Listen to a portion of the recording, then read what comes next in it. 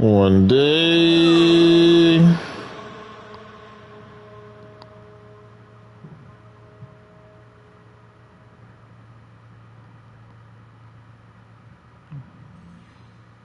One old day.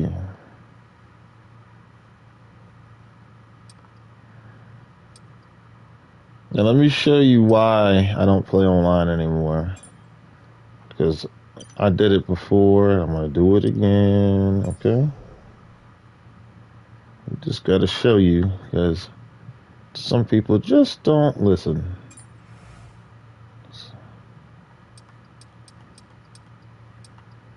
Alright? Make it plain and easy to see.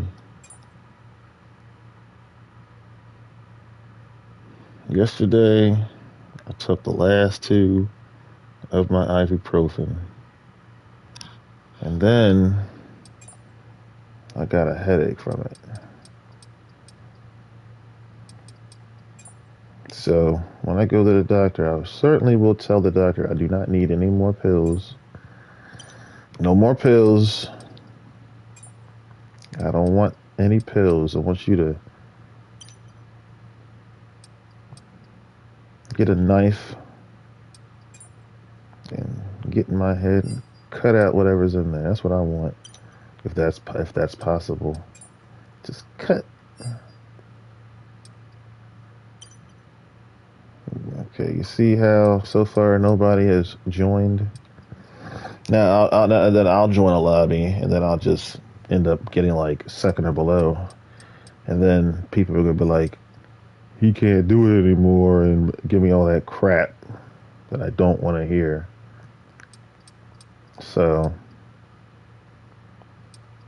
I'll just do it the way I know I should do it. So I won't have to put up, I don't need or want to deal with that. Let's see here. What am I trying to do? I guess that's, choose the track. And that's for Saudi. We should go to Saudi. Nah. But anyway. Still like the Mercedes. So I drive Red Bull. I'm surprised nobody's called me a sellout. That's funny. I am shocked, but I bet you can't do that because, for one, you know the reason why I switched, and 2, I can't be a sellout when I win every damn thing, no matter what I do, and no matter what I'm in.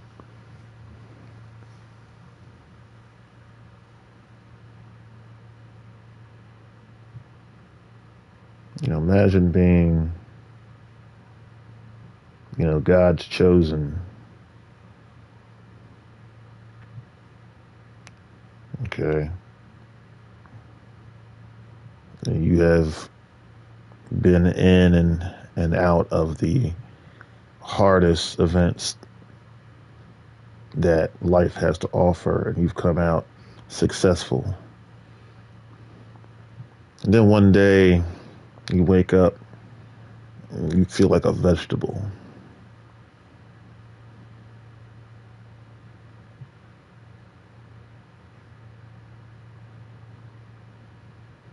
See, I refuse to go out like that. I can go down the list of all the greatest,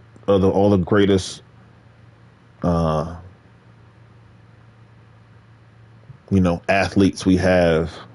And the greatest people, actually athletes, and I could show you every point where they just stopped, where their success just had an abrupt halt,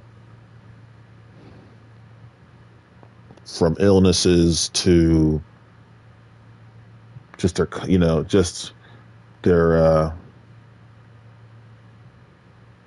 sold souls, they have to now pay up for that. It's like If you ever seen that, there's a part of the story that I want to talk about. Remember seen that movie, or not movie, but the little book or the little TV cartoon version of Rumpelstiltskin. So in that story, Rumpelstiltskin helps a poor girl out become a queen. Okay, so she marries the king. Rumpelstiltskin helps, but you have to pay. So, well, what's the payment? Well, the payment is you got to give up your firstborn child. That's my baby. She agreed. You know what I mean? That's the way it is. It's like, we're going to give you 7 championships. We're going to give you 4 or 5 championships. We're going to give you what you want, but you're going to have to pay later. See, I didn't sign that contract. I've seen it one too many times. I signed the other contract. There's Jesus' contract and then there's Satan's contract. I signed Jesus' contract. I gave him my blood. Matter of fact, he gave me his.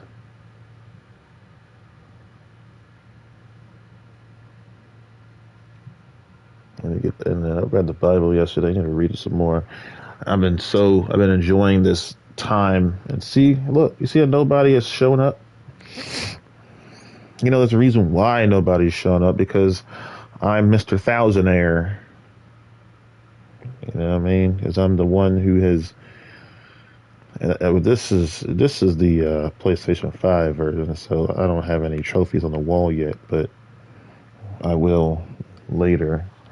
I don't know how I could sit here all day, no one's gonna show up, and no, and as they shouldn't. You got the American flag, Specialty 98. Oh, surely, we can go through all those things that we go through, right? Look at the face. Look at the flag. Look at who he serves. Certainly, he can't be a threat.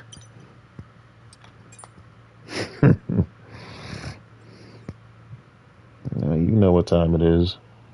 I don't want any nerds, and I don't want any, and nobody else is coming. So, as you can see, I just stick with my career. What about NASCAR? What do you say? What do you say? I haven't spoken on that subject in a long, long time. What can I say? Nothing. I already called you out last night when I was hanging out with Mr. Moobs, and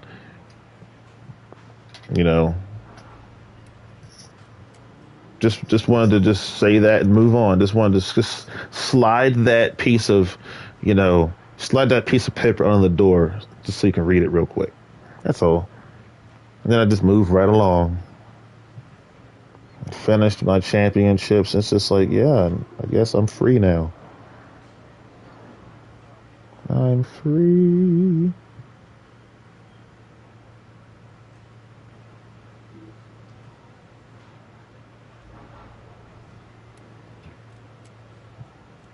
It's nice.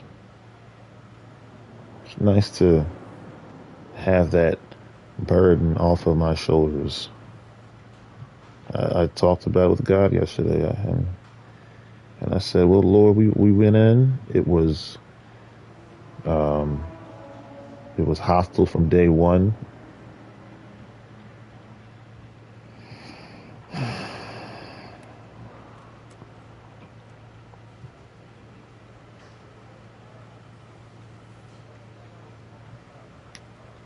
It was terrible."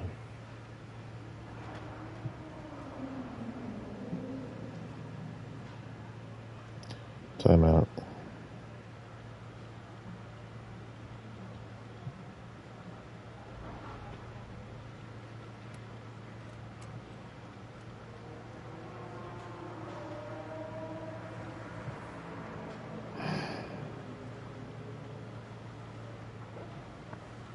It was terrible. I remember when I got my PlayStation 4 and I bought NASCAR Heat 3, I think it was. It was one of those games, man. And I was so glad to be back. Missed it, missed the people. As soon as I got in there and talked with my mic and everything, it was awkward as f. It was super awkward. I said, this is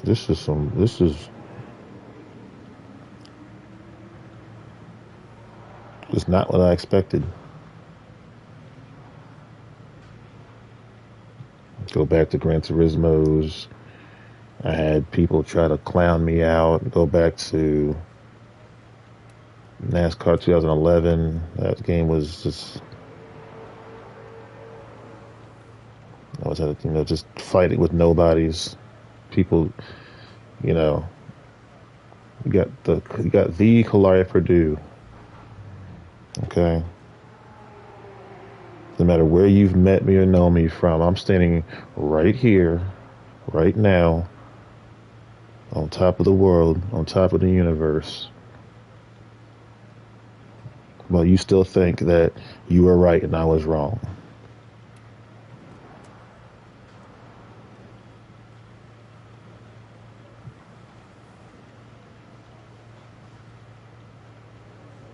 Feels like as much as I win is as much as I lose. I lose friends, family. I lose big stuff. Where's Jesse Yates? Remember that name? Yeah, you remember that name. I used to have his name in my mouth all the time, but even the AEW superstars were hinting in. They were like, Hilaria, your boy is acting up. They were hinting. I said, you're right. You said, you know what, guys? You're absolutely right. And gals, all of you are absolutely correct. You're right. He is fronting. They weren't hinting on it.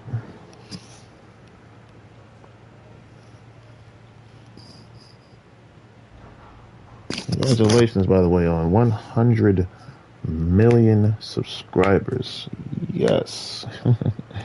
I feel like it's mine. That's my 100 million. Yeah. No.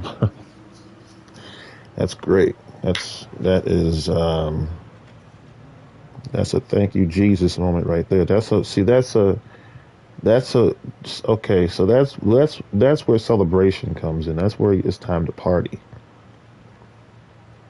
You know what I'm saying? But it's two things.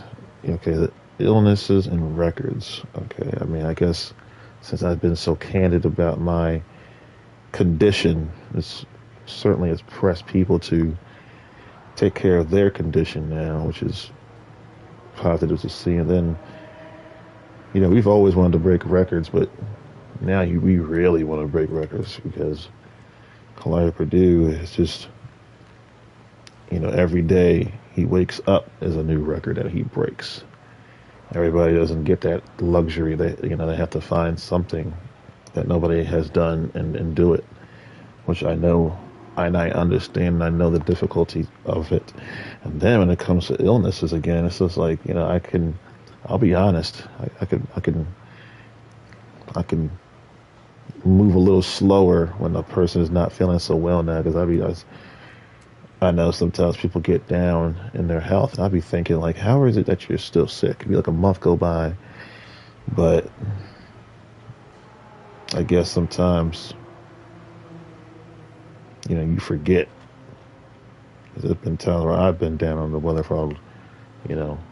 sometimes it takes years, if not longer. Sometimes it takes, you're going through like I was going through an episode from the past, and it took me probably like over 10 years to get rid of it. It was just crazy. It was just always that. I think really it's actually stopped probably like last year. Honestly, what, like being broke from 21 to like 26, I guess 27. That's what, about 15 years of being broke as f. That's pretty bad, dude. That's wow. That's a long time to go um, like that. And then The Rock will be on SmackDown tonight. I will be watching. I won't be recording this time, but I will be watching. I want to let you know I'm still going to be there though, watching, because I don't want to. I don't want to be unfair. I'm a man of fairness.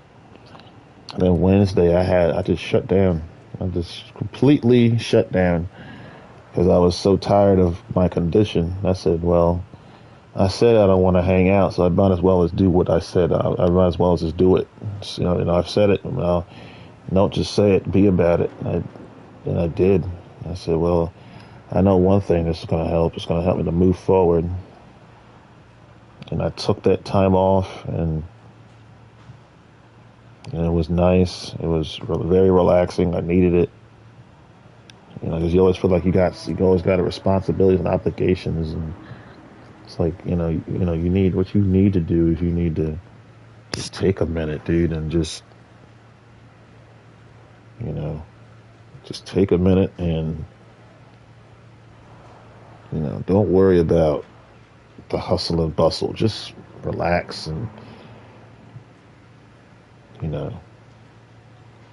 take your medicine and close your eyes and turn the lights off. Like I said, I'm starting to get used to this lights off, TV off thing. Like every day I'm just starting to get to a point where I just want to just turn the TV off and just have a moment of silence. The commercial says, you can't stop. You can't do this. It's like, don't tell me what I can and can't do. I can do whatever the heck I need to do. I understand, because it feels like, as I've been watching y'all are famous superstars, and you're on TV, and you're on the stage, and you're doing everything. You can't just stop in the middle of the show because you have a little pain, right? Unless like something is extremely bad. But in those cases, you still try to keep going, even despite. And I think that I'll be like, 20 years from now, I'll be, somewhere alive. Like right now, I'm here alive right now. And so if I start getting ill, do I gotta go? Well, honestly, yeah, yes. This is, yes, but what if I'm like somewhere out in the middle of nowhere and I can't just, but that's why, you can't think like that and you can't worry about stuff like that. You gotta just do what you need to do right now, and if someone else has a problem with it, then that's then don't worry about them. You know what I mean? Because they're not helping you anyway. Seriously, it's just like I love, like for example, I gave you some love, Joseph Prince, and every time I read the Bible and I read the law, you get mad at it. So what is it? What does that inside me want to do? It makes me not want to read it anymore. It makes me want to read something else. So what I had to do is I had to break that and say, look, I got to just read. I want to read, even if you start, complaining about me and rebuking me for nothing as usual. Just the more time, it's like they're dropping like flies. It's like the preachers on the pulpit are dropping like flies. I used to watch and go to these places, and now I always find something, always find a flaw, always find something that I just don't like. And I could name every preacher and tell them and tell the problem I have with them. But my beef is that, I think this needs to be said, because I know that I've been bashing, the pulpit preachers, and rightfully so. However, I don't want to leave a sour taste in your mouth, because I know there's one preacher out there, and there's actually one place out there on this planet Earth, whether it be in or outside the United States, where there are people who actually, are fully committed to Christ, and they all act right, and everyone actually acts right. They don't like send you home, making you think things that that you're doing wrong when you ain't doing nothing wrong. It's like, I want to say again, because this really bugs me, how you sat there and said For example, you said David was not filled with the Holy Ghost. When I just read last night that God is filling people with his spirit to do certain tasks. And I'm just like, and it just drives me crazy. You said that you got to get filled with the spirit again and again and again. I'm like, I wanted to say this quickly and move on. Samson lost the Holy Ghost when he got his locks cut off. All right. And then he got his eyes gouged out. And then this man is standing, tied up to 2 pillars or 3 pillars, he's in the middle of the 3. And he asked God what? To be filled with the Spirit again. And what happened when he got filled with the Spirit again? He died. My grandmother, she was 90 years old. She finally got filled with the Spirit again at 90. You know what happened 2 months later? She died. So if you think you got to get filled with the Spirit again and again and again, you are going to die. When you get filled again, you will die. You hear me? You understand that?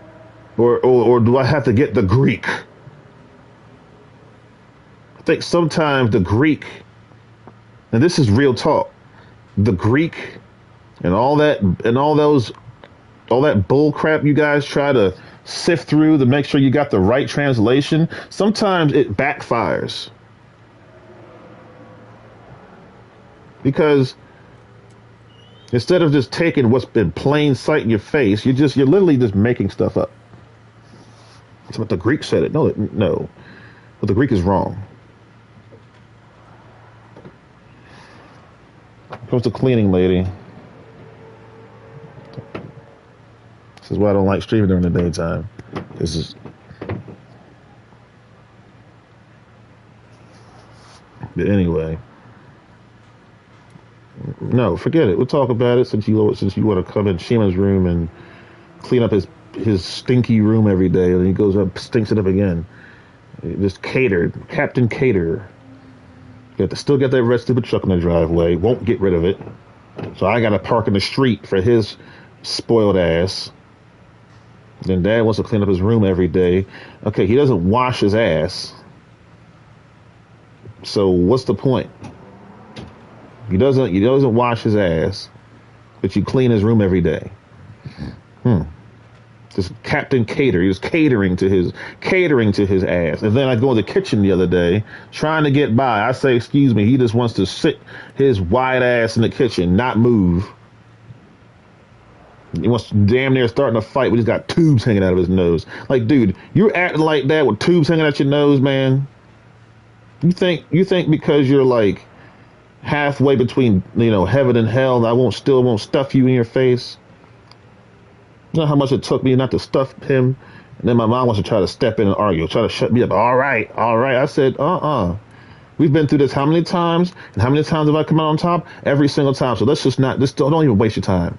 Just sit there, shut your mouth. For once. Cleaning up always going up in there, cleaning him up when he won't. It's like, okay, now we can get to the Bible. There's no point in putting new wine into old wineskins. Why not? Because it's going to burst. Old wineskin, things start to deteriorate and break down. And new wine is just got that, it has that, that alcohol gives that little push out. Put that new wine in that old wineskin, that sucker is going to push, it's going to burst right out. It's like putting a paper towel under a lighter. It's just going to burn. No. Since you want to come in and, distract me and clean up Shima's piss and all that crap while I'm streaming, well, we'll talk about it. It's fine. Since you guys like to repeat, since you always want to repeat and throw on TV something I've said or done, you always want to throw some reference up. Go ahead, Joe. You should pick a different time because this is my time. I've learned something about myself lately. Despite what I've been going through, my attitude hasn't changed. I can see that. I'm still just going off on everybody and everything that ain't right. I say, well, that's funny. That's funny. I might have to live with this. If that's the case, and I'm going to take a lot. I'm going to step back a little bit and take a little more private time, needed private time. If I'm not feeling well, let's say there's no surgery and stuff like that, and there's nothing that could be done, right? Well, then I gotta just take care. I gotta literally just take care of myself. I have to stop and take the time that I need out of the day to get better, because I can, it's not beneficial to anyone when I'm like complaining all the time about how I feel. Oh, my head hurts. My head hurts, and it does. It's not like I'm not. It's not like I'm whining about it, being a baby about it. It's the truth.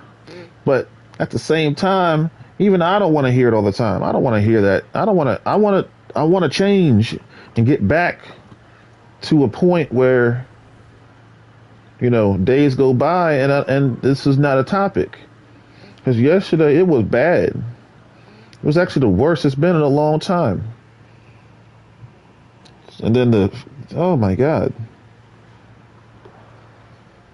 But you see how I forgot what I was talking about? Because it's distractions. What was I talking about? I was uh, talking about Joseph Prince talking crazy shit. Damn, Joe. And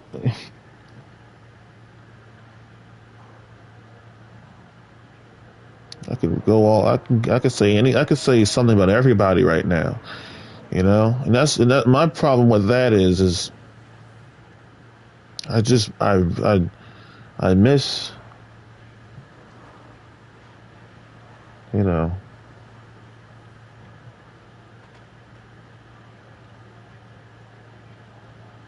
I miss the old you. I miss the before COVID you. There's a before COVID and there's an after COVID. And some of y'all were whack on both sides, all three sides. Told you I was gonna be the champion after. I told you I want to live. I'm gonna live to be a long. I'll be here for a long stinking time. I told you this. I told you that.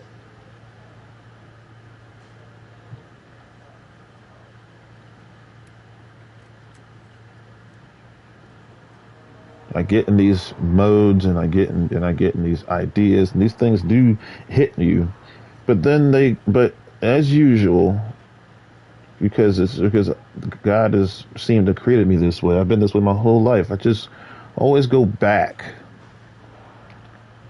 literally to where I started, to where it all began.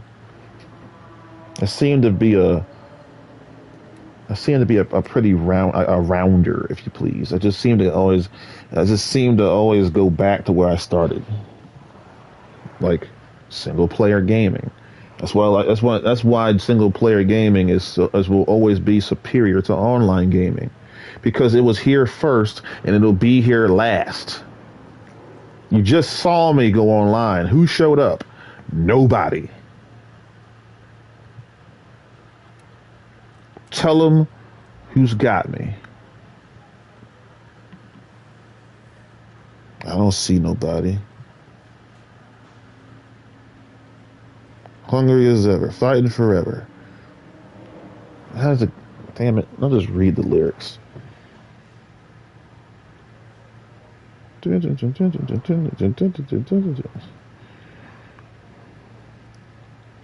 Death Rebel. Some of your songs need a little more boom, a little more oomph into it. You see what I'm saying? It sounds good, but it's just not. It's not loud enough, or hard enough, or strong enough, or bass enough. I need a little more. I need a little more boom from you. Here comes the boom. I don't see nobody. And then Paul, my little brother Paul, my big brother Kel. You know what I mean? had a dream. Somebody was asking me, Clark, do you have friends? I said, yeah. And then The Rock was there. And I'm flying away with my mother. I think my brother was on there too. We were on some like little bike, little propellers. It was really weird. And I was like, and as we were flying away, I was like, if you smell what The Rock is cooking, I just had to throw that out there. I said, what I found interesting is The Rock is in my dreams again. It's like, Rocky, you haven't been in my dreams in like, like in years. I was saying, hold on, let's see.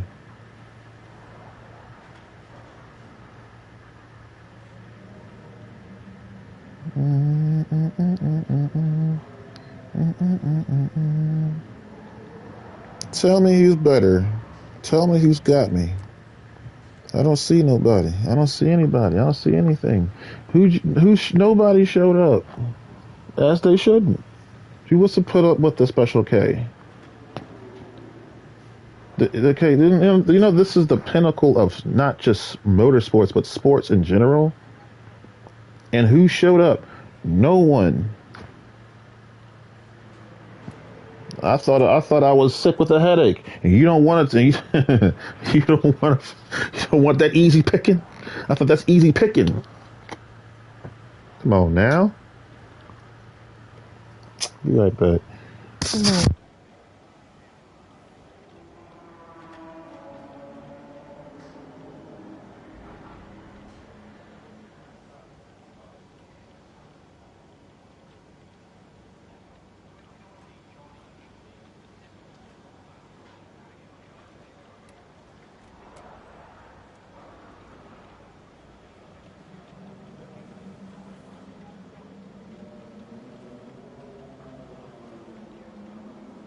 If I'd have said nothing about NASCAR. And I really don't want to. I have nothing to say. I have nothing to say about. I was gonna like just be candid about what I said, what I'm thinking, but I just don't think that's necessary. I don't think that's necessary. That's where I was going, though. I was talking about my past.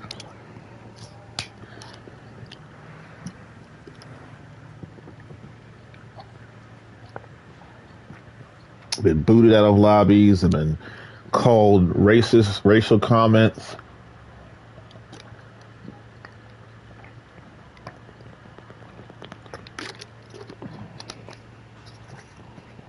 I've been laughed at, harassed, abused, mistreated, misunderstood. I mean, you name it, you got it.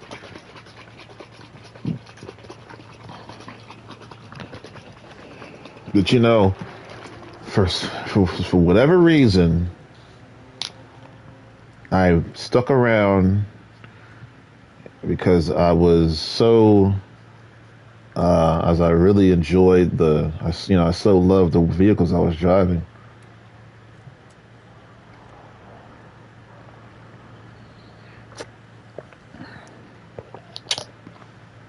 And I actually have another opportunity to race online, but I don't want to go through and make all the tunes again. But people are there already got their tunes, and they're like stellar. I know they're good. I never underestimated that, so I got in there. I out-tuned them, I out-drove them, but now I got to start from scratch. Oh my God, give me a break. Because when you're like years in, your tunes get so sharp and so intricate that in order to get that back, you have to put in the same time again. And I absolutely do not want to put that time in again. That's why, if you were listening, I'm just waiting for new things to come out. As a matter of fact, This is brand new. And look who is. My God, this is the third time I've said this. People, who showed up? Thank you. It's not about retiring, dude. It's not about that.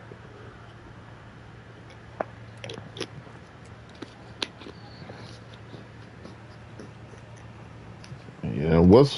I can't retire. It's not what. It's not. It's. I'm right here in the flesh, waiting for you to come to race, and you didn't show up. Now, how the heck are you gonna talk about me being fat or being all that crap when you're, you know what I mean? You're lying your ass off, liar. Stop lying on me. It's about right off in the sunset. What are you talking about? I didn't corrupt NASCAR Heat 5. I didn't corrupt the game. You know, do you hear what I'm saying? Can you understand what that means? No. Okay, well then let me explain it to you. That means I'll be racing online right now with my black, blue, and red NASCAR with the word ally on the front. Little motto, do it right.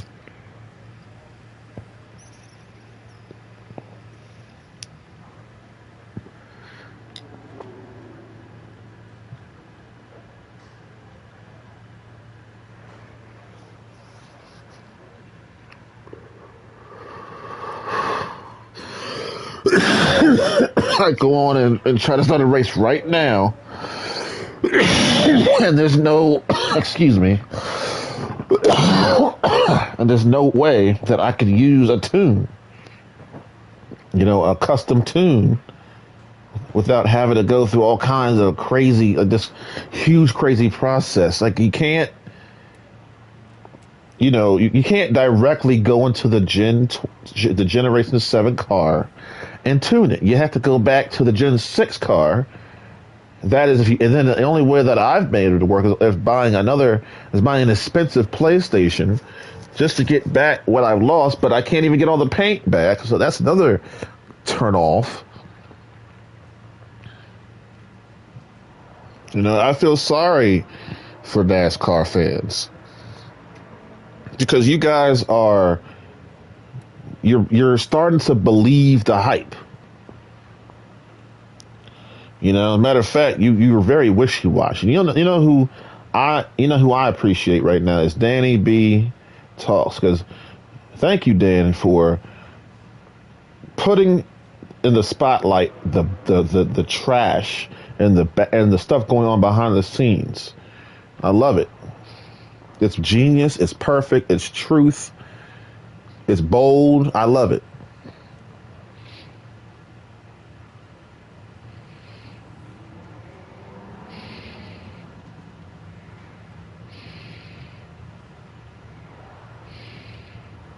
Well, I got a big mouth.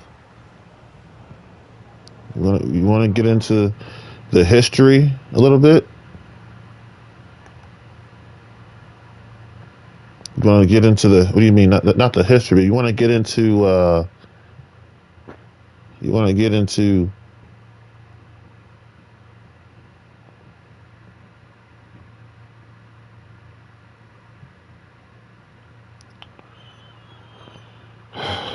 excuse me. You want to get into famous athletes and the abrupt stop of their success?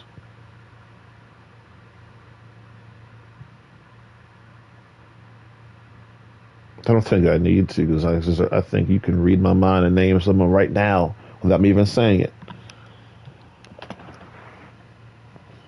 But I like to talk about new things, so let's talk about it.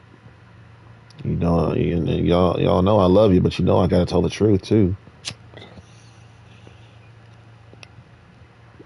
Sir Lewis Hamilton, 103-time winner, and a 7-time Formula One champion.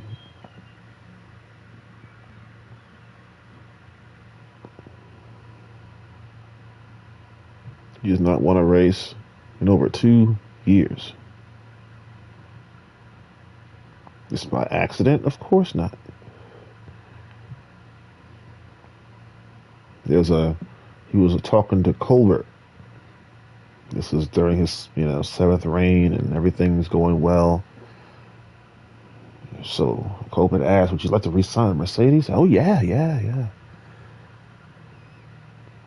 Not knowing that your deal with the devil is over. you know, I'm just telling the truth. I hate saying this stuff. Schwarzenegger came on TV and was asked, but the same guy, what do you think happens after you die? See, you just be setting people up, Colbert. Shame on you. Schwarzenegger didn't answer this question truthfully, but that's okay. I forgive you. I still love you.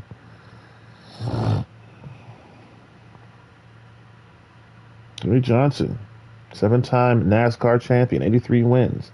Hasn't won a thing since Lowe's went bye-bye. Lowe's said, we're going to cop out while we're on top. Thanks. Clink. Dipped. Valentino Rossi, 9-time champion. What did he do? He retired. I got 9. I'm good. Peace. You did what?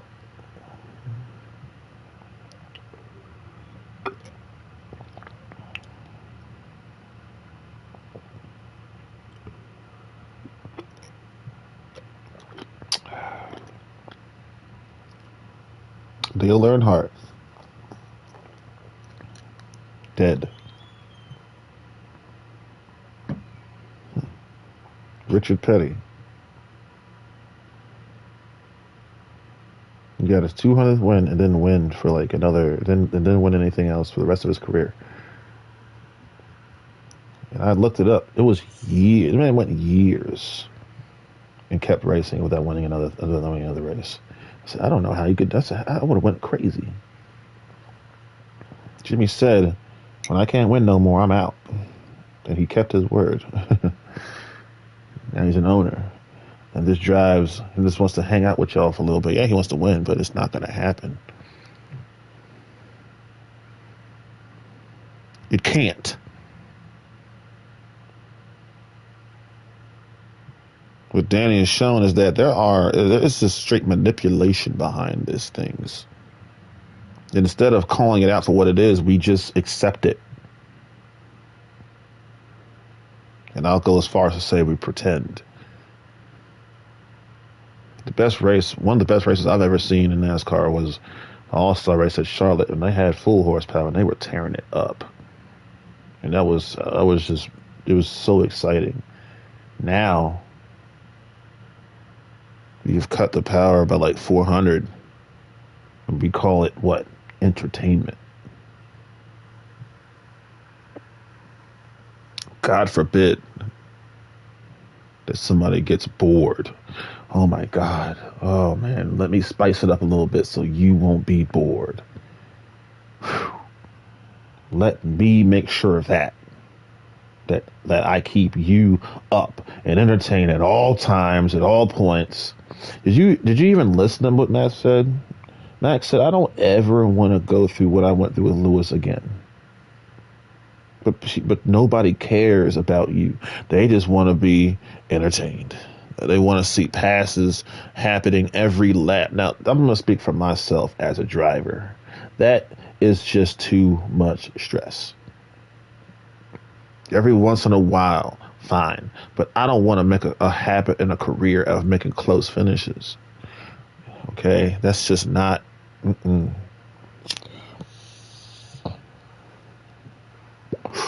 Now, they might be running these quiet little wiener V6 power units, but I'll give Formula One thing. They're the only motorsports who have not dicked out on horsepower yet. Thank you for keeping it real. God, I can't believe I'm saying this, but at least they keep it real. God. And then I had to bring in the Holy Ghost, and I had to bring Jesus in Formula One because he wasn't there. because God wasn't there. And you know I'm not shy about the Lord. Roman Grosjean wrecked, and I heard not one. I not heard not one prayer. I said, I guess that's where I come in. I said, God, have mercy. I saw an explosion that just you see out of a damn Hollywood film, and I said, if you see something like that outside of a Hollywood film, that is a definite need for concern. Now, this is kind of funny, but this is the truth. Now, when Ryan Newman went on his head for the 8th time, I wasn't worried. A lot of people were scared for his life, and he had brain damage, and you could even watch the video when Jesse was cool. You know what I'm saying? We were talking about it. I said, you'll be fine. I don't believe that trash. The doctor said this. I don't believe. Yeah, right. Anyway, so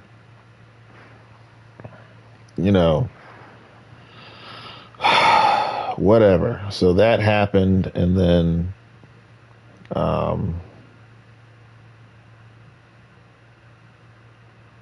had to. It's just there's no God in F1. There is now, and from this point forward, for the rest of eternity, there will be, because Kalari Purdue, just like he's done and everything else he's come in, has completely stolen the spotlight, taken the spotlight, earned it, was bestowed with it. Whether I earned it or not, it's mine. Kalari, yeah, I came into NASCAR, and I didn't come, let me repeat myself. I didn't come in looking for, respect and looking for, respectable finishes. And I came for 2 things: wins and championships.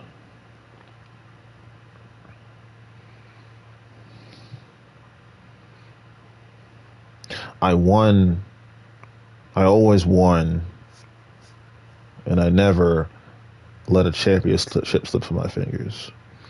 The championship is, because it's been so attached to evil, is usually, bad things are going to happen. That's why, Kalari Purdue is like a standalone athlete. There's no comparison to any other athlete, because I have made the choice not to sell my soul to the devil, but to sell my soul to Jesus Christ and take on the same pursuing as an athlete to see what happens. And you see that as a Christian athlete, you have things that nobody thought were possible to attain.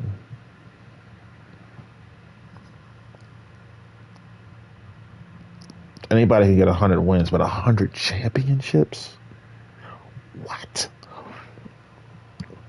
It doesn't matter how many times I say that. It never gets old. It's like 100 what? Stop it, yo. That's who I am. That's me. You can't take that from me. There's no, I am safe with that record. So that it's just a video game. It doesn't matter. What matters is, can you put it into print? What do you mean? Well, yes, I have evidence and proof right now of my accomplishments, and I can show you. And there's no other person who can repeat that. That's what makes it so. That's right. I'll just use the word unique. One of a kind. Stand alone. And you are so impressed by it that you want the same thing. And you are willing to put yourself through some really, really hard things to do it. I say that I've been feeling well, but a lot of people are not feeling well. I just think I think what's really been happening is it's been that way, but nobody's said anything.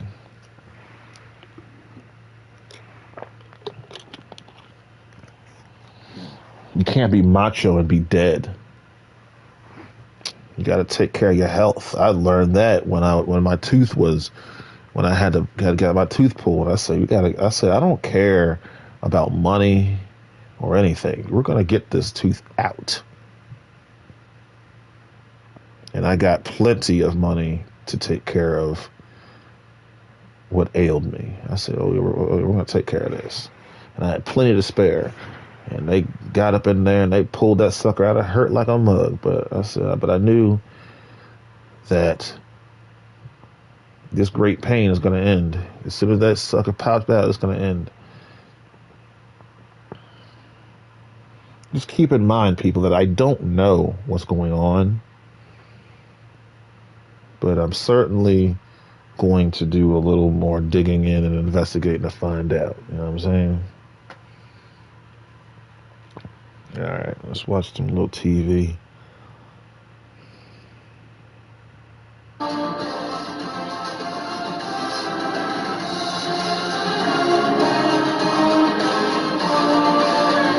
Took my headphones off. Myself a little alleviation.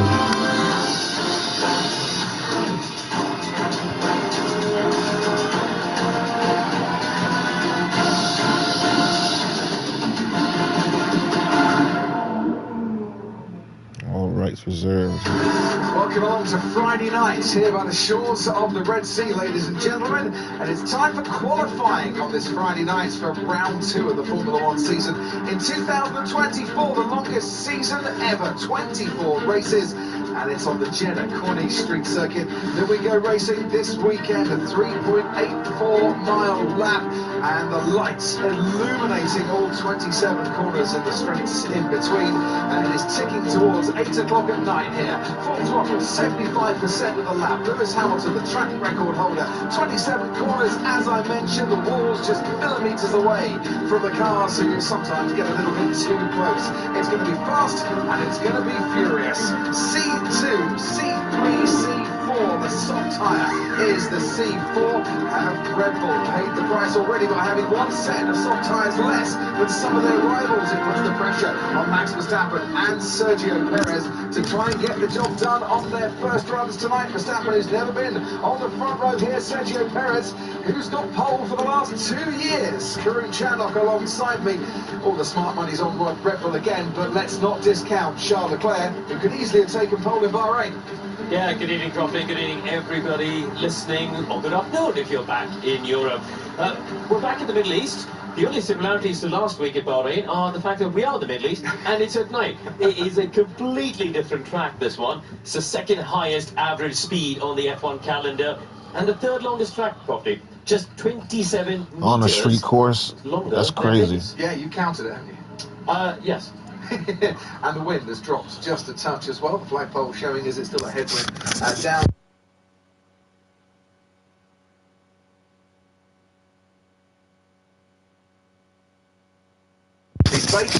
And it's not all about the space, it's all about the bear for the next hour. The bear man, Ollie Bearman, who has, well, transformed the Ferrari garage into the Bear Pits, standing in for Carlos Sainz for this qualifying. Of course, they got someone named Bearman. And we wish Carlos a speedy recovery from surgery on appendicitis. He's had the surgery, he's recovering well, which is great, but it's left the young 18-year-old from Chelmsford in his first competitive drive in a Formula One car to see what he can do with car number 38. What a night it could be for Ollie Bearman. And wherever his life takes him after this trophy, he will be a Ferrari driver. And that is an amazing achievement for a young driver, as you said, 18 years old, the youngest Brit. He's still a kid. The youngest ever driver. I know people think 18-year-olds are adults, but they're not. They're still, they're still teens, for Christ's sake. And all the people who support him along the way. Yeah, it's come down to this, and he had the opportunity, albeit it would be a miraculous achievement if he does it, to take pole in F1 and pole in F2 in the same Grand Prix weekend. He's already had one qualifying session, and he put it on probably Fernando the Negro. So at least he's got his eye in. He's doing laps now that, what, 10, 12 seconds faster than he was yesterday?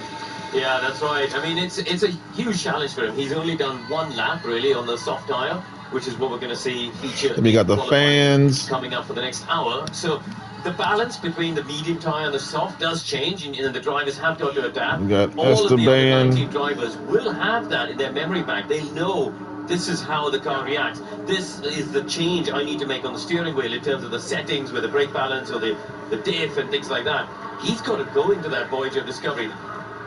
Got Lulu. To ride on board with Ollie Behrman as he makes his way into qualifying, and you can do so. All 20 on board and the Put team on the radio gloves. available for Sky Sports viewers. You need your Sky Sports And then we ID. got You need to log into the Sky Sports Norris app. to the You right. can use that QR code on your screen as well, or if you're a Sky Glass, a Sky Q, or a Sky Stream customer, and for this year and now TV customer, Got a new helmet. you can use the I interactive like button it. on your remote control. 20 drivers then, all trying to get out of Q1, out of Q2, and somewhere near the Get front of the grid. And the mode. light is green, and qualifying is go.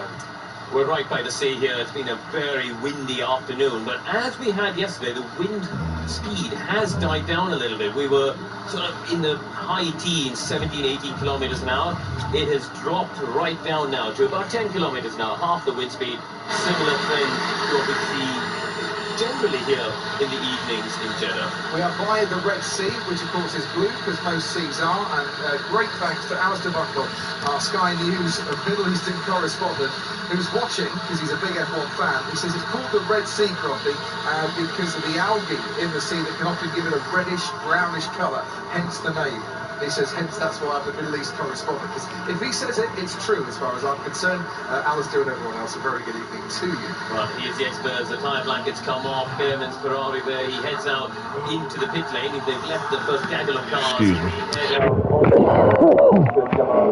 Mercedes drivers following, and I think it's worth pointing out, they've had a tricky build-up to this qualifying I'm trying to session. finish We've had 3 practices. Both drivers not looking my particularly Red Bull happy. so I can Lewis get back to Hamilton, Mercedes. less happy. I miss Mercedes. He's just being 3 or 4 tenths shy of George Russell. As was the case last year, actually, in qualifying. He's about 4 tenths behind, and if you go back to 2022, he got knocked out in Q1 here, of course. So Absolutely. it's, despite the fact that he won the inaugural Grand Prix in controversial circumstances in 2021, it's not been a great track for Lewis in the last couple of years. So, but listen, he is Lewis Hamilton, and if anyone can dig themselves out of a tough situation, it is him. Comes into this qualifying session after being out-qualified by George Russell in the last I mean, it's, 3 you know, races we as know the well. truth though. It's the car. It's all the car. It has to be. Got onto the track for your first qualifying You know, session. give this man. You didn't have much preparation time either. Like he got an hour of free practice. I didn't even get that. I went straight into qualifying. It is a tricky one because you've got all the nerves built up. This is where the attention ramps up compared to anything you've experienced in your career before. In F2, he hasn't got Anthony Davidson at the sky pad looking at every input of the steering wheel. He hasn't got you and me here analysing every sector that he's doing. And so are the rest of the world's media and 82 million people around the world watching him. And that is the pressure. The 82 change million. isn't in the Jesus cockpit. Christ. Driving the car isn't, actually the physical act isn't much different to F2. They're a bit quicker. But it's using the tools, working with a team, and soaking up this pressure, not letting it get to you. That is the challenge for Oliver Behrman today. So as Lando Norris starts his first flying lap, you saw the activity going on in the Sauber garage on Joe Guanyu's car. He had a big off down at turn 8, and they have been working hurriedly and very methodically ever since that car came back to the garage. And as you can see, it's still not really anywhere near ready to get on the track. We keep our fingers crossed that they can, but there's a race against time With the rotating camera. in the Sauber garage to get Joe Guanyu out there, and there's a race. I know why they're doing that, but I'll keep that a secret. Wink, wink. Now, through turn 12, gets past the Ferrari on his left-hand side of the Charles Leclerc and into the banking corner at turn 13. Traffic is going to be an issue later on in the session, I feel, in that first sector of the lap. The drivers don't really get a chance to breathe between turn 4 and 11. Norris there, just listening as he gets towards the end of the straight. So the camera, that's not the camera rotating, that's just the bank. Quite a lot. Listening. there, you just hear skipping the floor. And it seems to have been doing it more than anybody else. Both drivers complaining about the bottoming throughout the weekend. My Mercedes does that a lot in 2019, and yeah, I'm glad they said that because I appreciate that because I thought the same thing. If you can't hear, they said it sounds terrible.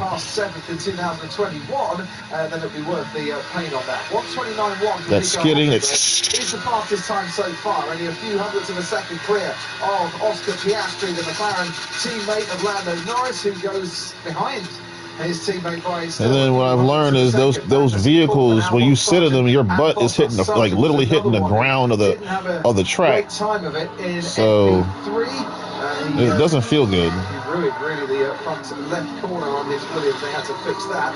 Alonso and Stroll, first and second fastest for Aston Martin. Behrman's not had a great second one. We're riding on board with him here. This is his first official time lap. This hard must be beaten like a mug. Up to the line. This will pop him 10th at the 30.1. But that is a solid first run there. Just needs to build up to it. I think he will struggle to get a third run in. So really he'll get 2 hits on 2 different sets of tyres in Q1. Will they be able to, as Lewis Hamilton goes 6th fastest and George Russell 7th on the medium tyre, the two Mercedes, trying to see if those mediums can get them through into Q2. Will Ollie Behrman, let's see if Leclerc will overdrive the car in this Q1 session. We've seen drivers in free practice doing multiple laps. They have been able to drag it out and do a cool lap, bring the 203 and have another go. That could be an option. It's a question of timing, really. At the moment, I would say with 12 minutes to go, they could let him do that. And personally, if I was Oliver Behrman, I would quite like that. I'd like to have another go just to gain a bit more experience before you get the final set of tyres. Because although you get the peak performance on the first lap, it does seem here this weekend with these temperatures down at 31 degrees, the second lap is not a million miles away. Leclerc goes second fastest, just behind Fernando Alonso. 129.004. Okay. On this same set of tyres, then you're going to be fueled just that little bit more. Your car's going to be heavier, and that might affect the pace. Here's Nico Hulkenberg right behind the Williams of beep beep. It's almost like they're racing. Oh, I see. Then there's another car gets on the scene as well. Just compounds Nico Hulkenberg's frustration. Just a touch there. I would imagine the stewards would want to have a look at that. The FIA have got a new system. Whether it's in the game or whether it's in real life, I think they're blocking you on purpose. Behind them, and hopefully that'll be an aid along with the engineers on the pit wall. Let's just keep it real, man. It's called gamemanship. In the first sector. And he's not been into the picture as far as I know to change tyres, so he's going for a second run on these second sets of tyres, and look how much faster he is going on this particular occasion. Track's going to ramp up a little bit as more rubber gets laid down as the grip comes up for the drivers, and Nico Hulkenberg got into Q3 in Bahrain after getting frustrated and impeded behind the Williams. Can't improve on his time. Valtteri Bottas goes 11th fastest. Whoa, with Oscar Piastri, and I dare say he might have made contact with the wall there. The wall that cost Max Verstappen a chance of pole here. Once upon a time, Piastri's kept going and set the fastest time of a 1:28.7. But did he bang the wall? And by the looks of his tyres, if he did, he only glanced it. I think he might have got away with it. He's dragged Gasly across the line for a tow. So that illustrates to me that what we were saying before, a second lap is good enough to improve. Oliver Behrman there has improved his personal first sector. In fact, he's improved by 6/10. So that's a good first sector. And his second sector's pretty strong as well, Croppy, at the moment. Only 4 and a bit tenths off Piastri's time. Using car number 38, which Max Verstappen and Sebastian Vettel both used the number 38 when they made their first appearances at an F1 weekend as Friday drivers. No kidding. And coming out of that final corner, letting the tail wag just a little bit. He's the driver at risk officially at the moment, but this is going to be a faster time. Ollie Behrman goes 4th fastest and ahead of his teammate Charles Leclerc, who'll be starting, I'm sure, another flying lap soon. That's a cracking lap. That's David nice to see his Behrman, father, Oliver's David father. Here, 2 tenths off the cracking lap to Oliver Behrman. George Russell has just been shown the black and white flag for failing to follow the race director's instructions. He crossed the line at the pit entry. There's a big claret painted strip. You can't go anywhere near that or on it. And if you're coming see into what the pits, maximum Verstappen well and not cross that white line. is so going to black and white do. Flag means if he does it again, he's in bother with the stewards. Here come the Red Bulls. Perez ahead of Verstappen on the track, but he's 3 tenths behind in terms of lap time across the first 2 sectors. 6,000 away from Piastri, but the other one is coming up into the final corner. He might pick up a little bit of a toe from Alex Albon. No, he doesn't. Is that how we refer to him now? The other one? Well, you know, the other one. Yes, that bloke who's won 3 World Championships. He's coming up to the timing line, and this should take him to the top of the times by a comfortable margin. 12 poles last season. He was on pole in Bahrain, and the other one is 2.5 tenths clear of Oscar Piastri. As we go back and forth with Fernando Alonso, Leclerc improves on his second run. I tell you what, the gap between himself and Ollie Behrman of only 3 tenths of a second. That is cracking stuff from Behrman. It really is. It's 2.7 or point. And that's a decent 2.7 seconds. Too. So, with 8 minutes to go, still Zhou Guanyu hasn't been out on the track. Yuki Tsunoda hasn't set the lap time, but he is on the track now. Esteban Ocon, who was out in Q1 last week. Valtteri Bottas, who was out in Q1 last week. And Logan Sargent, who was also out in Q1 and missed out qualifying the Salvers by mere milliseconds, all in the bottom 5. This is Piastri. I think he did touch the ball. Yeah, I think he did. Let's watch it here. Yeah, he hit it a few times, actually. Yeah, he hit it at least 2 times, yeah. That's 3, yo. That's a 3. That's a 3-piece. And we saw we were on board with him. He was very close. I think he got away. We'll have a look from this angle, but I think he just got away. Yeah. So Piastri will find out how strong the McLaren suspension is if he's able to get back out on track. He clearly was able to get across the line and put that first run on the board. Kept on going. Meanwhile, Lance Stroll the 3 skip and dip. Dip. For exceeding track limits, but I don't think that was a fast lap. He remains in 10th place anyway. The Mercedes experiment on the mediums hasn't worked, has it? I mean, the Mercedes looks clean. It's just slow again. Hamilton and Russell now both on a set of soft tyres. Which has kind of ramped up the pressure a bit on the drivers. The Mercedes should easily have the pace to go through into Q2, but try the experiment. If it comes off brilliant, you've saved yourself a set of soft tyres. Let's see if I can eat those words, bro. 2 mighty fine drivers that can handle the pressure. But George Russell is 3 tenths off in the first sector. Lewis Hamilton half a second off in the first sector. Yeah, Russell just a couple of tenths quicker in that first sector, as he's been most of this weekend. Standout laps, talking at the moment. You don't say Kevin Magnussen and Alex Albon, both in the top 10 at this first phase, but of course that doesn't matter. It's the bottom 5 that matters. Porpoising seems to be gone, which is big. Heads up, DRS will pop open in a moment. Second sector's identical at the moment for both Mercedes drivers. He goes 8th, just ahead of Magnussen. Might be, I think they'll be okay for Q1, but they're going to have to find like the slowest of the top runners. Gasly's got about half a second to find. My question is the car still go to 18? The last driver at the moment in the relegation zone. Still, Zhou Guanyu, who has the longest run of Q1 eliminations. Russell has a better time. After 4 races in a row, he's been knocked out in Q1. Hasn't come out onto the track. You've still got the 2 Alpines in that bottom 5. So usually when there's a split between the 2 drivers, that means there's a test to me. There's a lack of communication. Always. To try and get that work done. Good old tape has come up. There should be disagreements. They should be running the same times. The whole wheel assembly there, and they haven't yet put that on. It's going to be super tight because he's got to leave the pits with 2 minutes to go, really, hasn't he? With no setup, work on there, and everything just put on, not so much in a rush, but at a pace where you can't then stand back and go, have we got everything right setup-wise? They're not going to send it out. You said it right. Of anything breaking. In a rush. It's a race against time, and it might end up to be a race that they're not going to win down the south of tonight. So Verstappen is staying in the pits, Perez is staying in the pits. They think they are safe, as is Alonso. But apart from that, Stroll still in. Everyone else, I think, will go again. Yeah. Ollie Bearman is back in the pits. He's on a 1:28.9 as well. But I wonder if Ferrari think that he should be okay. We'll see. He's not actually coming out onto the track. Bernie Collins. Good evening.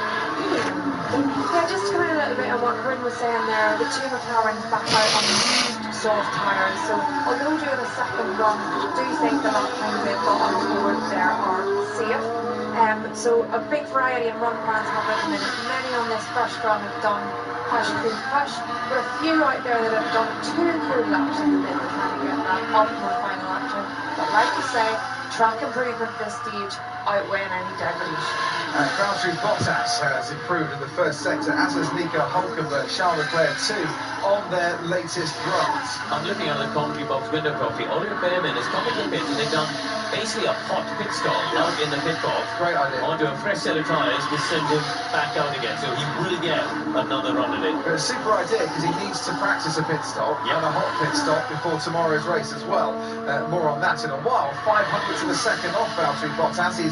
He's got a chance of getting out of the bottom 5 here, but is that going to be enough to keep him safe by the time we get to the checkered flag? Charles Leclerc has just done the fastest lap of anybody as Max Verstappen comes back out to the track, and in fact everybody, bar Joe brand new, is out on the track currently. Hulkenberg goes 10th fastest, 1:29.0. That's very good news. Leclerc has the fastest time. Bearman, still ahead of it. Bottas does go out of the bottom 5, goes 14th overall. Take that back. With that hot stop and not refueling indicates that he would have had more fuel on that first run. If I were Verstappen, I would stay in the pits. Watch the underside of the car. Save my engine, save my stuff. Energy goes up the driver's spine. Really isn't a comfortable ride there. He's got a chance as well, Hulkenberg, to get round to the line before the checkered flag, and I think he'll do another flying lap on those tyres. Yeah, Sergeant, we're looking at here slow and steady, dude, slow and steady. The last pre-practice session touched the wall quite early on. That wins the race. Turn 22, and so he is slightly behind the game, isn't he? He's missed that final session of preparation. His confidence will be a bit down coming into it. He's not improved his first sector time. Joe Guan Yu is coming out with 1 minute and 52 seconds to go. This is going to be tight, and if he can get out of the bottom 5 and into Q2, well, you'll hear the applause all the way from his home city of Shanghai, because it will be a sensational effort. We carry on from turn 22 and 3 with Logan Sargent trying to get out of that bottom 5, but not showing enough signs of improvement currently. Who else is improving? Perez through the first sector. They just put an improvement in, but I think we're just waiting now for cars to get themselves into position to start the final flying lap, and anything could change here. It really could, with all 20 drivers out on the track. Logan Sargent will finish his qualifying and will be a best of 18. He's out. 1 minute to go. He's not going to get round to do another lap. That is it for Logan Sargent tonight. We can pick up Daniel Ricciardo, who could do with a bit more pace in the RB. Leclerc's aborted his run. He thought there was too much traffic there. Verstappen's going faster than anybody else. Bearman, he was compromised. I think there was a whole gaggle of cars there. Alonso, Leclerc, Albon, Bearman, all in that last corner, and that would have compromised his tyre temperature for the first sector of the lap. As we see the RB bouncing across that curve again. Yeah, we're by the beach, you don't want to get beached. Sergio Perez goes 3rd fastest, and he would have scraped that floor all the way across the curve. Daniel Ricciardo, and it would have lost him time too. His teammate Yuki Tsunoda is improving. Verstappen with a 1:28.1 sets the pace. 10th and a half clear of Charles Leclerc. Then Perez, Alonso and Russell. Piastri has pitted as Lance Stroll sets the fastest middle sector. Ricciardo goes 11th fastest, but they're queuing up behind him to send him tumbling down the timing standings, and one of those is Yuki Tsunoda. Ricciardo now 12th, Tsunoda into the top 9. Lance Stroll is on a bit of a flyer here for Aston Martin. Brilliant middle sector.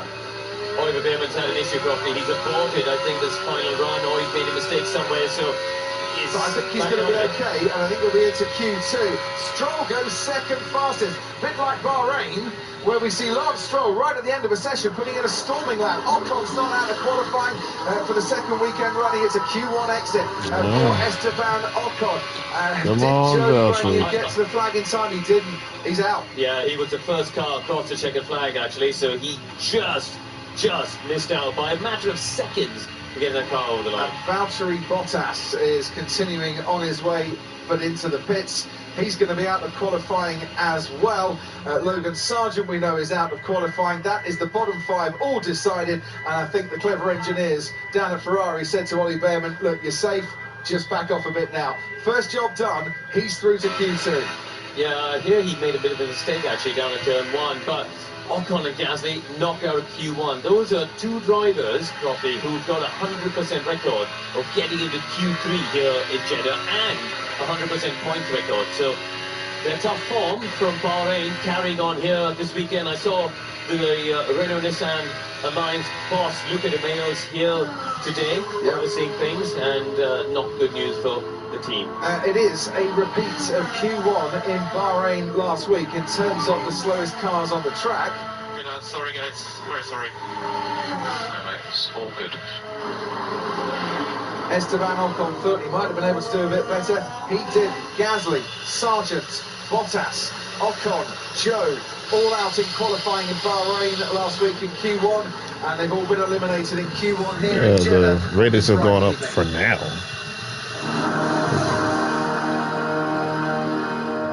The ratings have gone down for now. So, who's driving tonight then? Who's the best driver?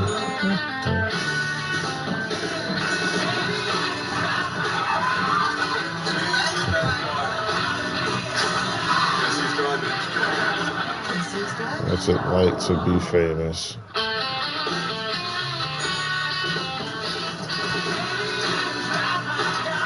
It's cool.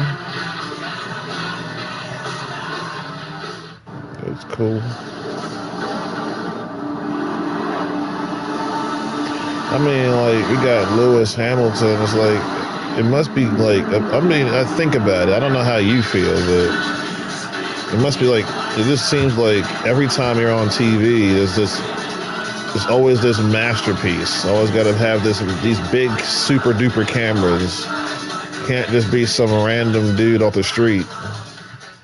It has to be like always on some ultra stuff. Determination. And I think, that might, Some say might drive me. If that were me, I'd be like, man, tone it down every once in a while. Rapid hydration with 3 times the electrolytes of the leading I don't know. sports drink to help you play defense against the world's coolest strongers. Because real life is extreme enough. Liquid IV, real hydrate. Now it's sugar-free. Ladies and gentlemen, welcome to the Players' Championship. Have a week, TPC Sawgrass.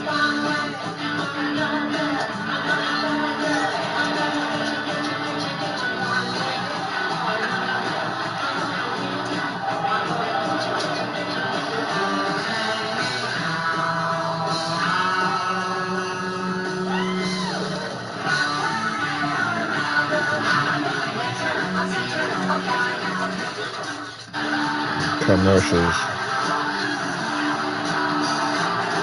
Gotta pay. And ESPN Plus, home of the Stanley Cup Finals.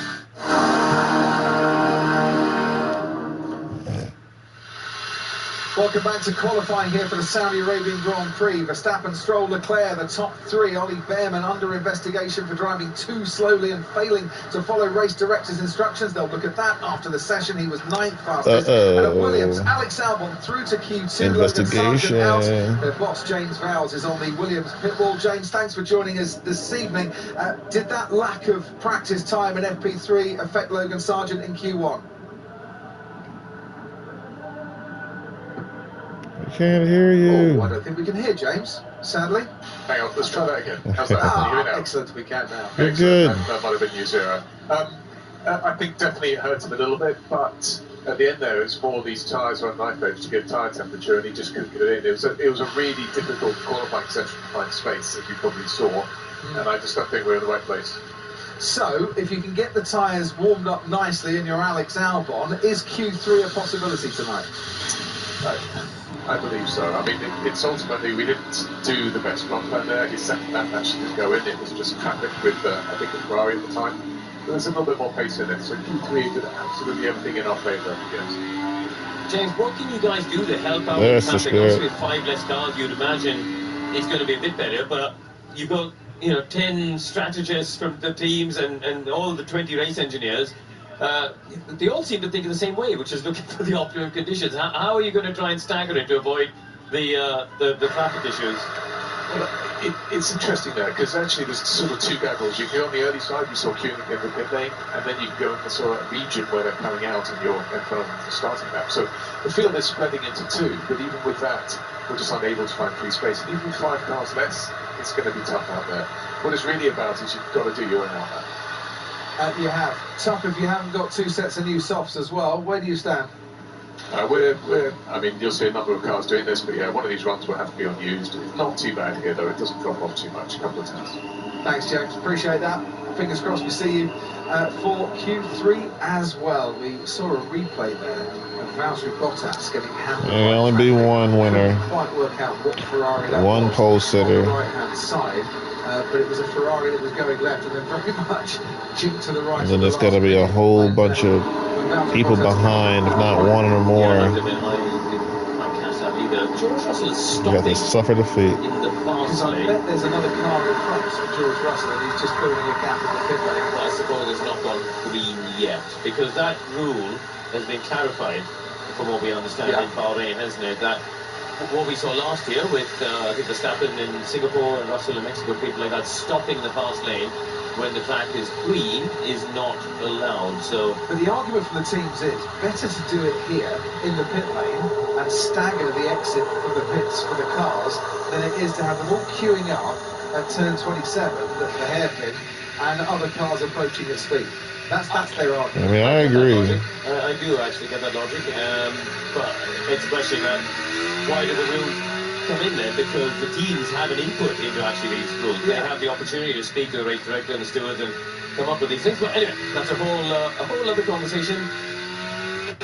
Max Verstappen fastest on the straights, and look how much time he's picking up on Hamilton, Magnussen, Stroll and Russell. Good job there's 27 corners as well. He's pretty handy around the corners as well, as is that car, isn't it? There's so much depth of engineering talent in that team, combined with the driving talent in the cockpit at the moment. Yeah. It's very hard to see a weakness in that Max Red Bull combination at the moment. It certainly is. Just looking at the track map at the moment, it's like Noah's building an ark somewhere. They've all come out 2 by 2 by 2. You've got the 2 Hasses, then you've got the 2 Mercedes, then the 2 McLarens, and then the 2 Ferraris. And I'm just wondering, as Alex Albon comes out by himself, he hasn't got a teammate in Q2, are they going to be practicing a bit of a tow or something? I don't think so. This isn't a track. I've never seen Slipstream in it. No, I don't think this is a track where you want a slipstream. I think you'd be distracted by it, really. I think the drivers... You can benefit because of the headwind down the start-finish straight. You can pick up the tow. But from a driver's perspective, I think especially on the first run... There's Russell. Just want to get a time on the board. Have a clean run. I'm telling you, Haas have just done the tow. I'm telling you that Nico Hulkenberg has used Kevin Magnussen to get a slipstream, and Bernie Collins is nodding her head at me at the moment down the main straight, so Magnussen gets 2 outlaps, an extra warm-up lap, and has helped his teammate out, Bernie, yeah? He'll do an outlap and a warm-up lap. They have done the tow, but no other team of those 2 by 2 have done it. Everyone else is targeting a 6 to 7 gap minimum here, because it is the track that you need that downforce to be reliable, corner on corner. The high speed means that the gap's the way to go. Maybe not on the start finish. I think both hasn't stopped in mind that. Hulkenberg has stopped at turn 8 as we ride on board with George Russell. I've seen a yellow flag come up, so it might be a driver tracker issue. Let's wait and see. But let's follow George Russell. He has stopped. He has absolutely stopped at turn 8. And no yellow flags. We're at turn 16 further on with George Russell. He's still stranded there as Leclerc goes past. We'll pick up George Russell here. So basically, you were right, Karun Chandok. But in the case of Haas, they decided to try and prove you wrong. Lots of power, something's wrong. Oh dear. So whatever the slingshot might have achieved down the main straight, it has not helped Nico Hulkenberg, who I think might have just pulled off into a safe place. Yeah. That's true. That must be the case. He must have pulled off into a run-off failure because it's very rare not to see a yellow flag. But anyway, George Russell, so he did a 28.749 Crofty in Q1. Now the yellow flag comes out. Dear. Russell improves his time by about a tenth and a half, and so it's come out in sector 1. Right, so here we are, Nico Hulkenberg, stopped by the track. You can see why there are yellow flags. He's pulled away as far as he can, but he is still very much in an area that is unsafe without being policed by yellows. And I don't know why these yellow flags. I thought he was behind the walls. Okay. Thrown straight away. Okay, we need to switch off the car, switch off the engine, Nico, switch off. Well, that was a bit of a mess. That's unfortunate. Well, that wasn't the procedure that you would normally have. That has to be said. We've had 2 red flags in races here before and restarts. We've had plenty of red flags. Yeah, it'd be fun to go to Haas with Logan. So we see down the straight here. Take America to the top, right? The slipstream and the toe that Haas were perfecting and got absolutely right as Nico blast past. But in about 7 corners' time, he's going to loop out. It sounded flat there as well on South Finish Straight.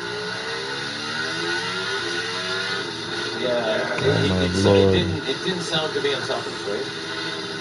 That's terrible. It's almost like that is horrid. And he's changing gear, but he's vibrating the car. I think the power's coming in and out intermittently. There's some sort of an issue. But even on the South Finish Straight, it didn't sound right. It didn't sound to me like it was accelerating the way you'd expect. We got the cowboy. Right, so the cowboy hat on. They've got an issue there that has cost Nico Hulkenberg a chance of a second Q3 spot. Red flag, man. Got the cowboy hat on. Komatsu on the blower to his looks like Charles Leclerc is still out, like a young, on the track, but making his way fellow. Towards the you gotta slow those big old machines, those big, also making their way to the pit. those like carrying machines in the racetrack. Q2 session so far. Perez and Verstappen, Stroll and Alonso, Tsunoda and Ricciardo. I think they hadn't come out by the time we had the red flag. Yeah, the tricky thing is Russell, Norris, Hamilton, Piastri, he's Satan and Swedish Gramovic, former professional footballer. All went out on new tyres, as did Perez, Tsunoda, Ricciardo. So okay, now it's in a safe place. They've sort of taken the edge off that fresh set of tyres by going out. Bernie Collins, former head of strategy at Aston Martin, spent her life talking tyres. I spent my life thinking of what we could do in these sorts of situations to get to the end of the session. Red flag in qualifying, the clock has stopped. So at 10:50 it is stationary. With a bit of handcuff, which may or may not be wrong, let's see. But I think you can still do 2 runs in this session. There's still enough time to get out, do 1 run on that, maybe slightly scrub soft or use soft, whatever they've got available.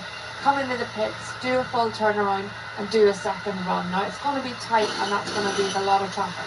And Tony, can you just add to that in terms of when you say a full turnaround, would that be including time to come into the garage and put a bit more fuel in? Yeah, that's a normal qualifying turnaround. So into the garage and refuel, there's time so for that. Now, if you wanted to leave yourself a little bit more traffic margin, you would carry the fuel and do the pit stop. But in qualifying, pit stops come with a bit more risk of a quick change of front wing angle when you want the balance to be perfect. Or, as we've seen in the past with maybe Verstappen a few years ago in Singapore, not quite getting the fuel in level right or the traffic right in the outlet. When you're leaving the garage, you have loads of time to select your position on track. When you're doing a pit stop, less so. So we're going to go green in 90 seconds time. Drivers heading back out to queue at the end of the pit lane. Behrman heading straight out, and see undercar. That's a new set of tyres he's on, isn't it? Yeah, so he had gone out on a set of scrub tyres, which Hamilton's doing behind him. He's on scrub tyres, and as well you were saying before, they're trying to get out there properly, queue up, to get that run in straight away. They might even go a bit quicker than they would normally do for the first run on the out lap, just to try and be safe for time and, just don't compromise the last run. But when the tyres are on a bit of a knife edge, as James Bowles was saying, in terms of your preparation and warm-up, the last thing you want to do is overcook him and take too much of the life out on an outlap. Yeah, but I think you could take a bit more risk of that on the first run, because you'll have another. in the cockpit, if I put myself in one of their, you know, into their psychology there, it's about, let's get a climb on the board, get a good run, get a read of the balance, and then make sure we've got enough time to calmly prep the car, get the tyres in the right window for that final run. So in this session, Berman still has 2 new sets, because that scrub set he has was the one from the end of Q1, and he went into the session with 5. Often why they change sets in that red flag is you've come into the garage very, very slowly. So that set has cooled down the whole way in, sat in the garage, not got up to temperature, so you start the outlap in a suboptimal position, and that's maybe one of the reasons for changing onto this other set. Here we go then, green lights at the ends of the pit lane, and we can get going after the red flag caused by the loss of power for the Haas of Nico Hulkenberg.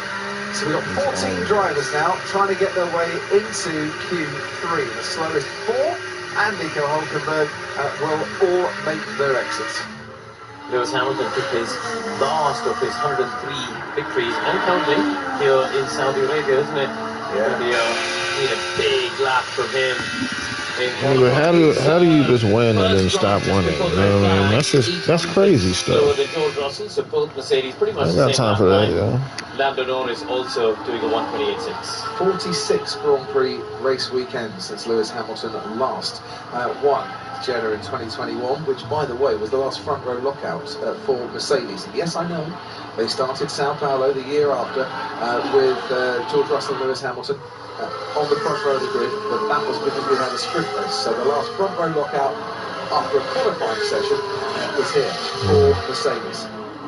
Max Verstappen has never started the front row. And Russell is just killing it when it comes to Mercedes right now. Maybe, I guess, Russell, like I said, there's like a split. This just says to me there's just a lack of communication. As a driver, I think this you know what I mean? You want to do your own thing. You don't want the distraction or the turbulent air of the car in front. You just want to get into a rhythm. I guess, when it comes to driver skill. The high-speed change of direction there. Well, this man's doing his own thing. I'll speak, like I said, I'll speak for myself. Remember, I was with my friend Daniel. I was clearly the better driver.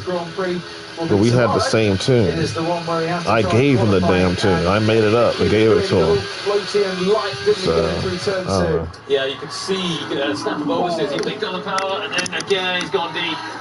I think he'd have bought this lap. Yeah, he has. Yeah, he's gone too deep there. So just a bit too keen on the way in. There'll be a quick conversation on the pit wall now. What did they do? Did they come straight in because that is a fresh set of tyres? Or do you charge up the batteries now? He's bailed out of the lap early enough. You can potentially charge the batteries and cool the tyres down and go straight away. Depends what they fueled it for. Exactly. As well. It might only be fueled for just that one lap. Closer now. Again, and let's see what it looked like on board. Yeah, it just went in. Look closer now. That's good. That's good to see. Carry his speed in, and then just maybe there. He smashed the inside front, understeered wide, got on the outside curb, and. Just a little bit too quick going in. Meanwhile, his teammate, also a product of the Ferrari Academy, by the way. First time Ferrari have ever had 2 drivers that have both been a product of the Ferrari Young Driver Academy. Charles Leclerc complaining about people stopping in the pit lane and not letting others get out there a little bit sooner. Max Verstappen has just gone quickest through the first sector, but Fernando Alonso has now replaced that with a fine time. George Russell quickest overall through the middle sector. 7 minutes and 40 seconds to go. Perez on a flyer and doing quite nicely as we pick up George Russell just coming to the hairpin. He'll get a really nice toe behind Ollie Behrman down the straight to give him just a little bit more pace as Perez now rounds that final corner. Verstappen absolutely flying behind him, and Alonso is matching Verstappen sector for sector. Perez goes quickest with a 1:28.5. He got a very good final sector. George Russell 0.07 of a second behind him. Here comes Daniel Ricciardo, 6th fastest overall. He's going to have to pick up some pace from there. And Fernando Alonso now behind Max Verstappen. We'll see if he can get the fastest time. 1:28.0 for Verstappen, nearly half a second clear of Sergio Perez. Alonso is the nearest challenger. He was fastest in FP2 and has just put in a barnstorming lap there for Aston Martin. Stunning lap for Fernando Alonso. He had new tyres, of course, which George Alonso Russell did not, and neither did Sergio Perez. So the first two are a chunk ahead. Aston but Martin. They had new tyres. Charles Leclerc we're looking at here. How he bad is do you currently want it? shown as being on a used set of tyres. So his reference is really that sort of Perez-Russell area. Lance Stroll he had a new set. So that gap between Stroll and Alonso of 4 tenths that we've seen this weekend, that is kind of continued on into qualifying. Leclerc goes third fastest. I think that 4 tenths between the Aston Martins is an important one here. Alonso probably doesn't need to go again. Lance Stroll might have to. That is a very strong lap from Leclerc on a used set of tyres, because that's quicker than Perez and Stroll, and only a smidge. Brother Hulkenberg, man, damn it. So, Hulkenberg, no time. Obviously, we stood there watching. Behrman, no time as yet. His car broke down. And the others in that bottom three, and this man, Oscar Piastri, officially the man at risk currently. He's tailing Max Verstappen, as you can see, on his latest flying lap. I think it's an Oh, outlap. it's an outlap, Yeah, he's on outlap. Oliver Behrman's gone in and out of the pits and put on another fresh set of tyres. So here we go, we're wrapping up 5.5 minutes to go. So cars are coming in into the pits. I can see Norris coming in, I can see Russell coming in. This is Piastri. I'm gonna need to step away in a few minutes. I need to use the restroom. I reckon anyone on a 128.5 and down has got to go again here. Anyone above that, you're going to be safe. Yeah, I think you're right. This is Piastri on a new set of tyres. 2 times a winner here in Formula 2. Did a great job on his F1 debut here in qualifying last year. Made it into Q3 and now qualifying Lando Norris for the first time. And a snap of obviously there at the right-hander as he comes through the snake of a section through 7, 8. Now we get into the 9, 10, left, right, through the kinks, over the curve. We'll get the first intermediate time coming up. 92 thousandths of a second. Charge into the bank. Left-hander of 30. Up the top, run up high against the wall. And now take the line of least resistance around the apex of 14. Tricky braking zone for 16, going into the cockpit. Look at the number on the top right-hand side. That's his lap delta time. That's telling him he's poised 2.1 of a second up on his previous test, but it's going down. He's not had a good exit, you can see. That's dropped by nearly a tenth of a second. Actually, never mind. I think I'll be okay. 60, and he's a tenth down on Max Verstappen as we come through the second intermediate time. DRS will pop open on the final time. We've got a tailwind coming here, so the braking stability is going to be a challenge. Watch the shower of sparks from the back of that McLaren. Get the nose into the apex. This is where his teammate touched the wall on the inside last year. Piastri pedal to the metal. Earlier in qualifying, DRS will pop open and he gets up to the line to 4. Not a great final sector. On the cusp a little bit there, I think Oscar Piastri. Put that pedal down, bang. Like, yeah. Lando Norris is taking the second down on Oscar, going through the first sector. If you look at once again, and his steering wheel, he's lost a little bit of time in that middle sector. Maybe that's where McLaren aren't too strong, or maybe, like you say, he didn't get the best exit on that occasion. We shall see. Ollie Behrman also on the track too. Match Lando Norris through the middle sector. 3 tenths down on Norris through the first sector of this lap. Yeah, Norris doesn't know a lot of speed. Better run through the final corner, but I don't think it's going to be a huge improvement here. He's going to gain maybe a couple of tenths on himself. Yeah, he's sort of, Piastri's on 4,000 between them. 28.479. 28.483. 3 minutes to go here. Ollie Behrman, 11th fastest. The projected knockout time, 1:28.7, plus or minus 2 tenths. Is that 1:25 again that I was talking about? Behrman obviously is going to have to go again. I would imagine he's fueled. Lewis is so that shouldn't be a problem. on the cusp of getting kicked out of qualifying too. Just went again, just in a bit hot. Got wide on that curve. The car bounced up, and that would have compromised his ability to pick up the power. Oh, there. Did he kiss the wall on the right-hand side on the way in? Might have done. I don't know. That might have just again hurt his run and the run to the final corner. So just breathe. This is the lap to breathe. Charge up the batteries. Catch your breath, Ollie. and have another go. You don't want to go and play golf, but you say, Crocky, just let the club do the work. Yeah, I'd never play golf with you, but go on. but that's what a lot of people do. Don't try and hit it too hard. That's what Ollie Bearman's got to do in a Formula One sense. The car is good enough. Let the car do the work. Just try and relax. But try to relax around here with a lap time of 1:28.0 and average Let speed the club do the work. Okay. is easier said than done. Well, you wouldn't say that unless you were a pro. So really on anything he needs to get out of that bottom five. That's good advice. We're not seeing a huge amount of action on the track because they're all on their warm-up laps, they're all on their preparation laps, and they should all get to the checkered flag. What did he say? He said, let the club do the work. Let the club do the work. Go ahead, then go. Working the twerk. Hamilton's P10 time at the moment, so unless he has an unbelievably fast final sector, Albon could be knocked out of Q2 here. Ollie Bearman is just tucked up a little bit behind Yuki Tsunoda. He's backed off now, and he needed to, because otherwise he might have been. F1 it might be a little quieter, but at least they still getting. That's like, well, you know what I mean? At least they let dominance be dominance. Albon, who, well, a bit disappointing, I'm sure, for him, but better than his two previous qualifying appearances here at the Jeddah Street Circuit. Daniel Ricciardo out on the track, as we can see. Meanwhile, George Russell has just aced the middle sector with the fastest we've seen so far. And Piastri goes ahead of Norris, fourth fastest overall, and only 2.5 tenths off Max Verstappen. Ricciardo's not improved on his personal best in the first sector. Bearman has improved on his personal best. Hey, y'all are making new like NASCAR games. Or my request is, if you do that, can you put in like old NASCARs? Like F1 19's got like old F1 cars.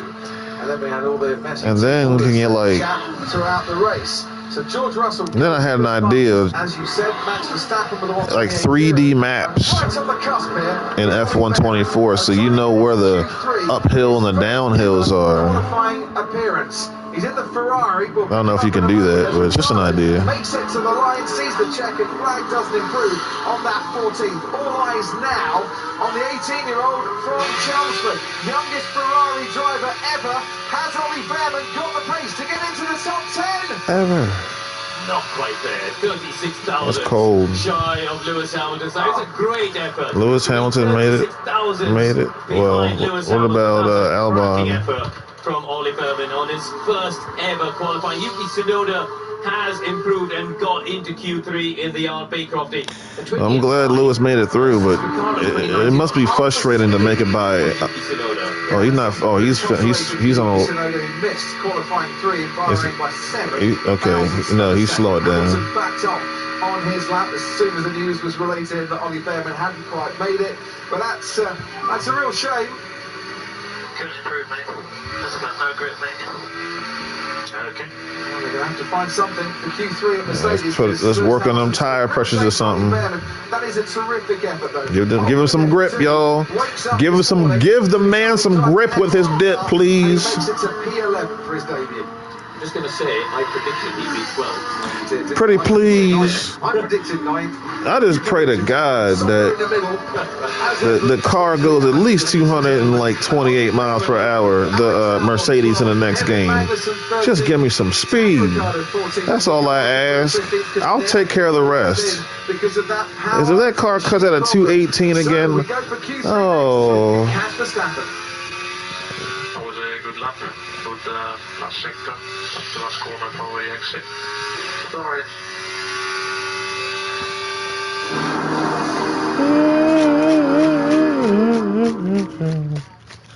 Well, it's your first time, so pressure. All right, I'll be back. Commercials, do your thing. Some say it lies within Jennifer's purse. Carousel 3. Liquid IV powder delivers rapid hydration 3 times the electrolytes of the leading sports drink to help you play defense against the world's coolest throwers. Because real life is extreme enough. Liquid IV, real hydration. Now it's sugar-free. Who's driving tonight then? Who's the best driver?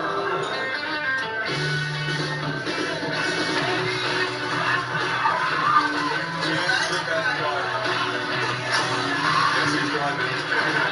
Guess who's driving?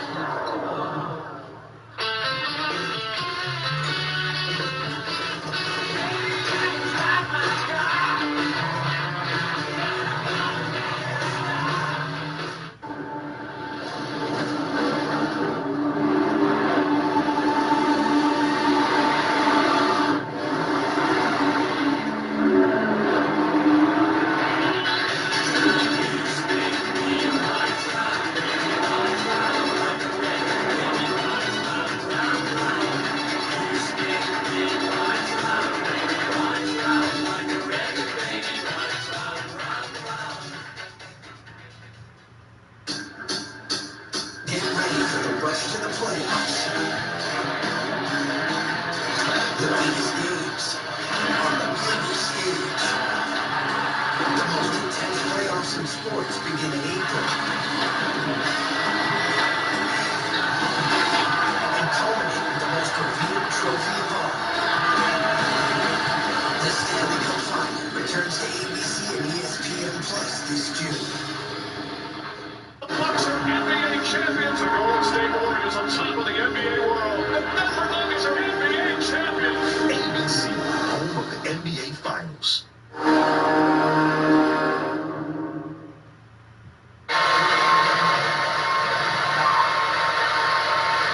Yeah, well, the best session, so there was it was tough one. I mean, it was super difficult.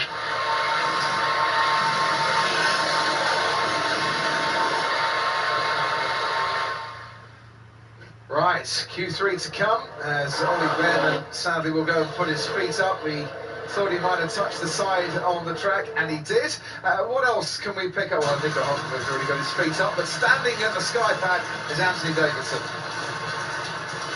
Yeah, thanks, Crofty. You're just going to have a look, actually, at some of Ollie Bearman's moments. Here he is. Just keep an eye on, first of all, his neck here already in his first run in Q1. He's already struggling with the neck. But as he gets into turn 9, look how close and committed he is to the barrier on the inside. So close. I mean, this is very precise stuff from such an inexperienced driver.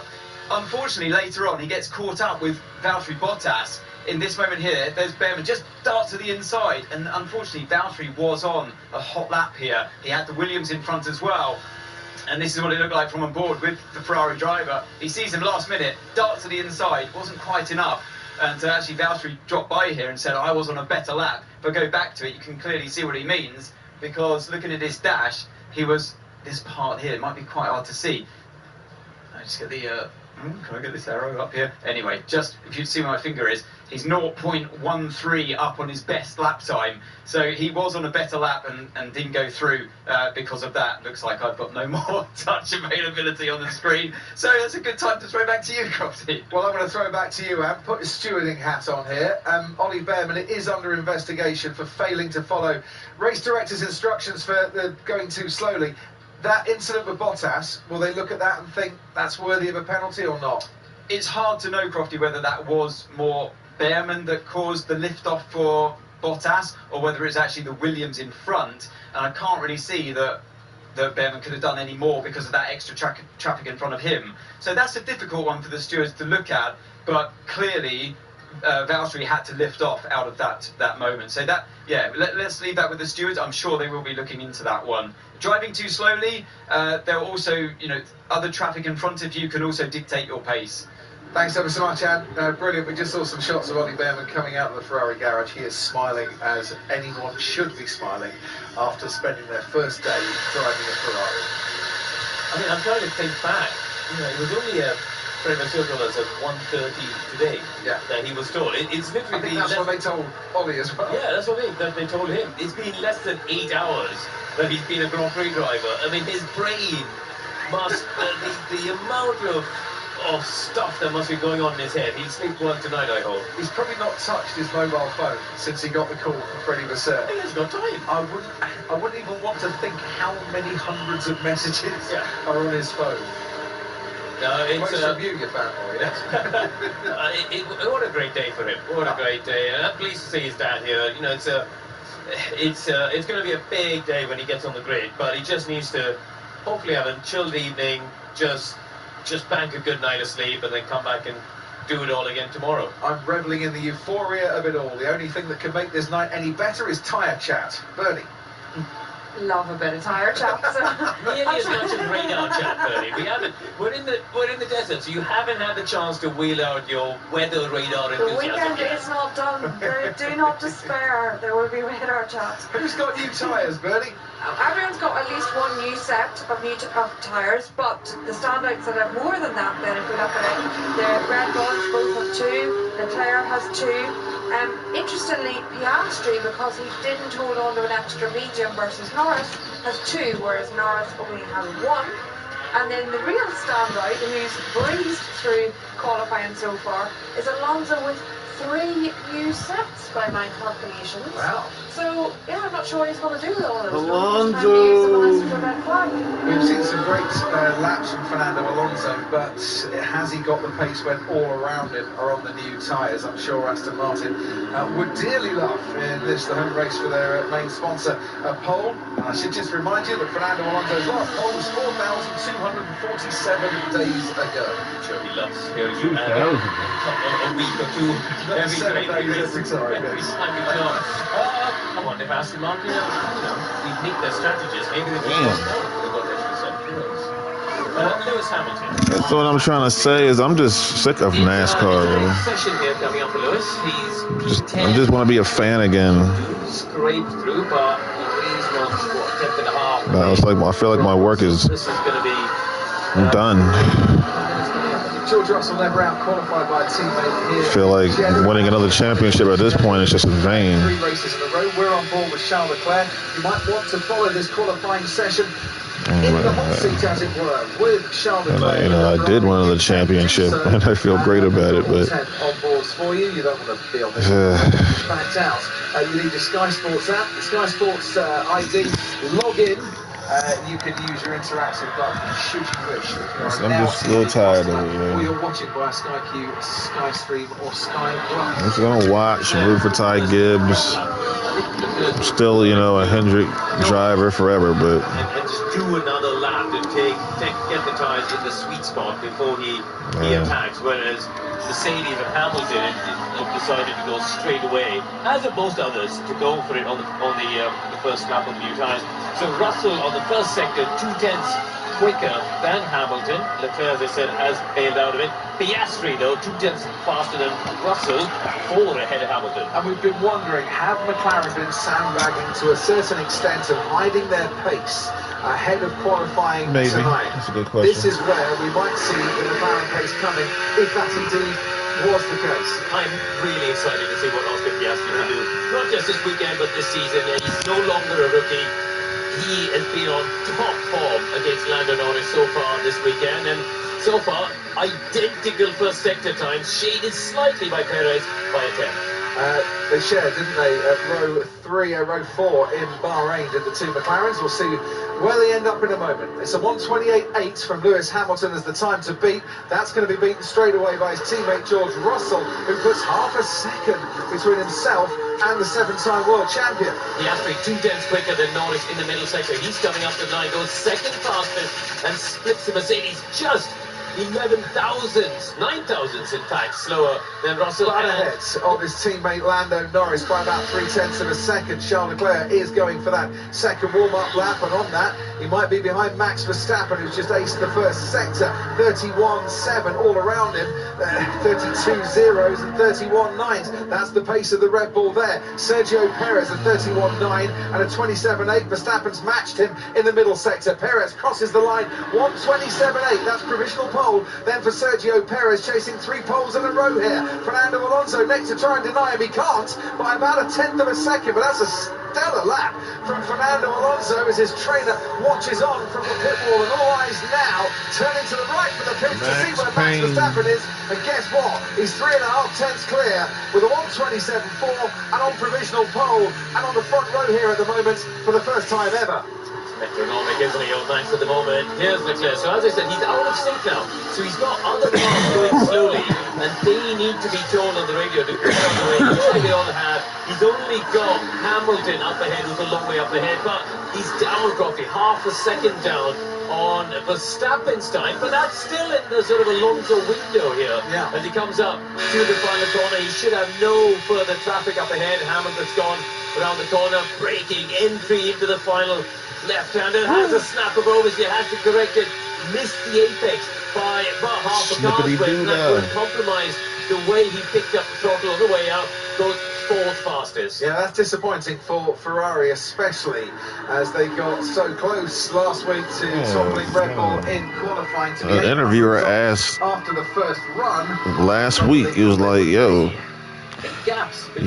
why do you be fronting in practice but show up on like other days?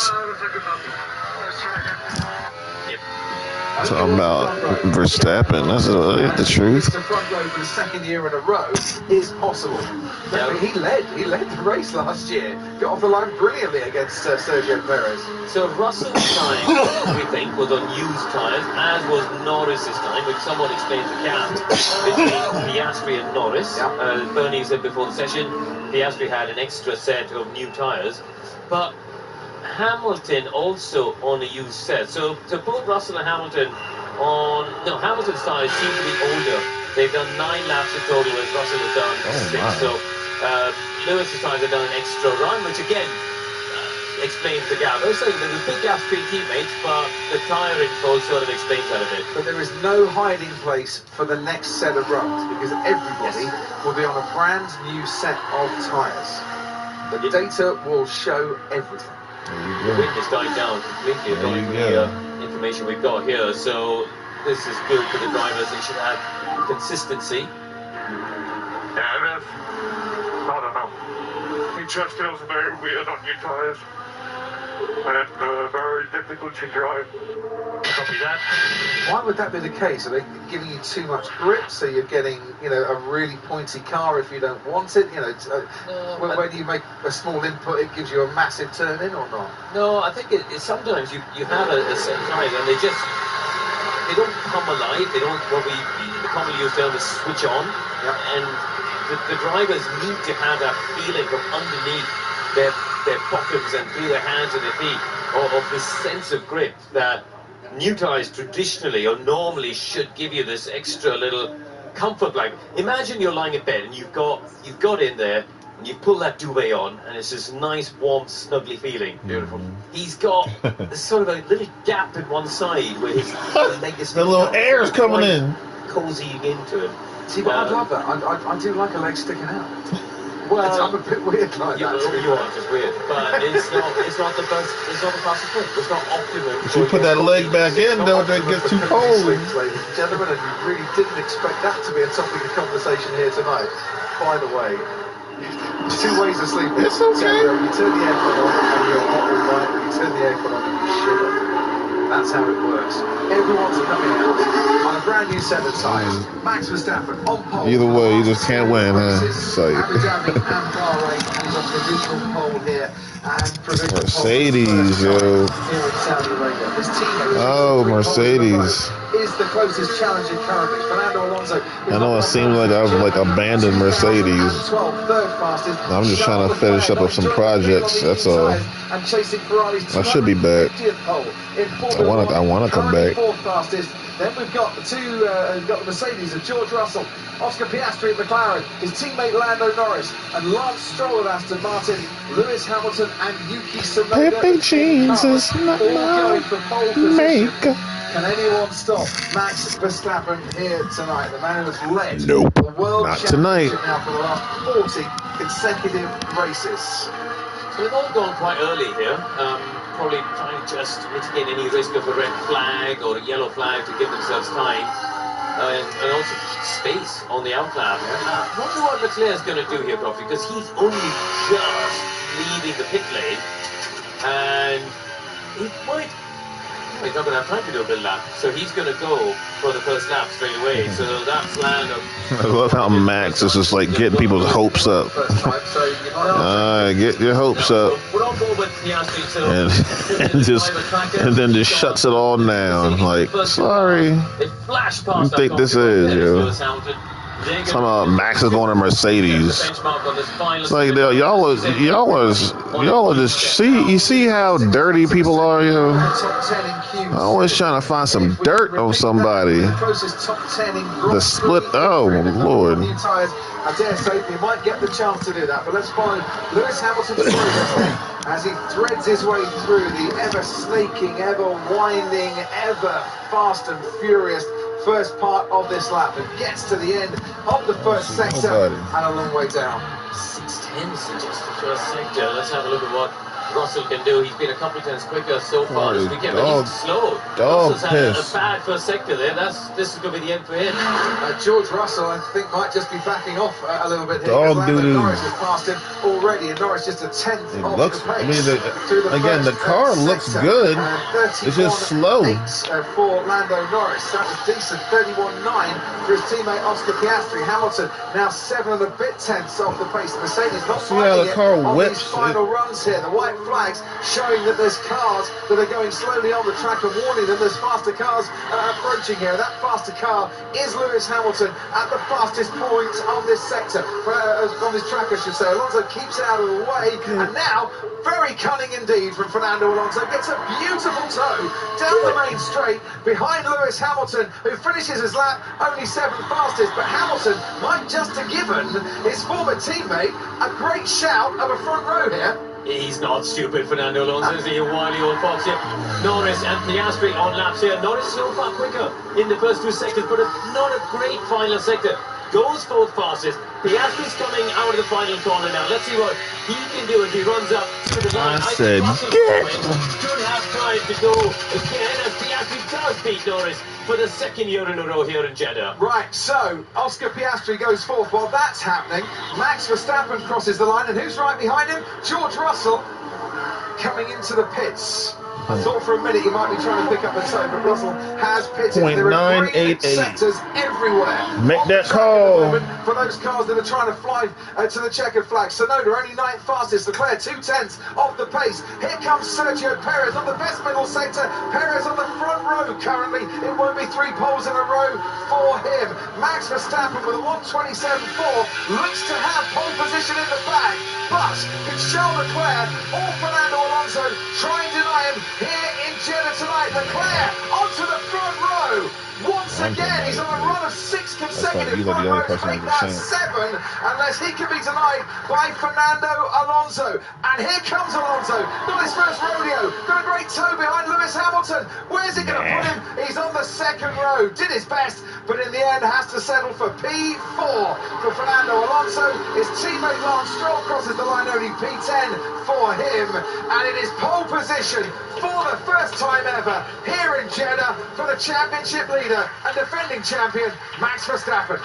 The gap between 2nd, 3rd and 4th, Crofty, 500ths of a second covering those 3 drivers in 3 different cars. Super close. Alonso's last sector was what let him down in the end. He was told you. Then Leclerc, his first 2 sectors were strong, but the last sector wasn't quite there. Another pole position then for Max Verstappen. Car number 33 he used to have, is now 34 poles for him. So yeah, nice shot, mate. That's pole position. 3/10 to Charles. Yeah, that was a very lovely qualifying performance on the rails. Really good. Well done, everyone. Very lovely. Max, both of those laps were good enough for the pole. Well done. Great job. Wasn't really troubled, was he, on that one? Hats off to Charles Leclerc. We heard him saying it was a bit difficult out there. He was 3/10 off Max Verstappen. Manages for the 7th race in a row to be on the front row. Good job. There wasn't anything you don't know. Thank you. And for the 5th consecutive race, Max and Charles share the front row of the grid.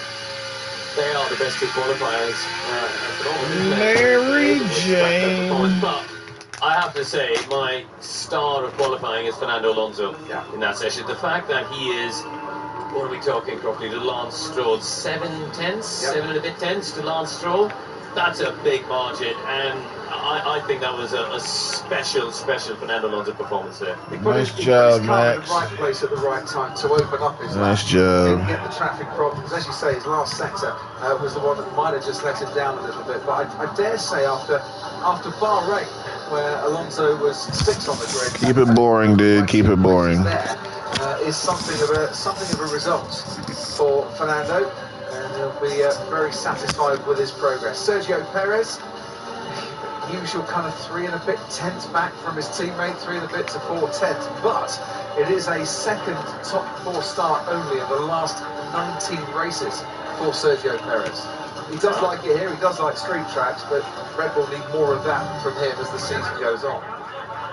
Yeah, I'll be happy with that one. He'll be on the front row at a track where he should have been in the front row last year and had a template trip penalty after an engine change from the previous race. Yeah, it was a control electronics, I think, that was letting him down on that particular occasion. Ollie Behrman's been cleared by the stewards, just to let you know, for his incident in Q1 where he might have been driving too slowly. Sergio Perez has been called to see the stewards to tell them why he was driving a little bit too slowly in Q3, and Ollie Behrman's been cleared in his Q2 incident as well. So that will be a P11 start at worst for Ollie Behrman on his first ever Formula 1 Grand Prix. He's imperious at the moment, Max, isn't he? It's just, you know, despite all of the stuff going on off track within the Red Bull camp, when he puts his helmet on, he's able to just compartmentalize all of it and just focus on the job that he needs to do behind the wheels. So, cracking lap and performance once again. He's just reaping the rewards of the efforts that he puts in, and arguably, you know, it's the best car, but his teammate was out-qualified by a Ferrari this evening. It's the effort and the ability of Max Verstappen is keeping him, you know, very much away from the rest of the pack. Let's have a listen to Sergio Perez, shall we?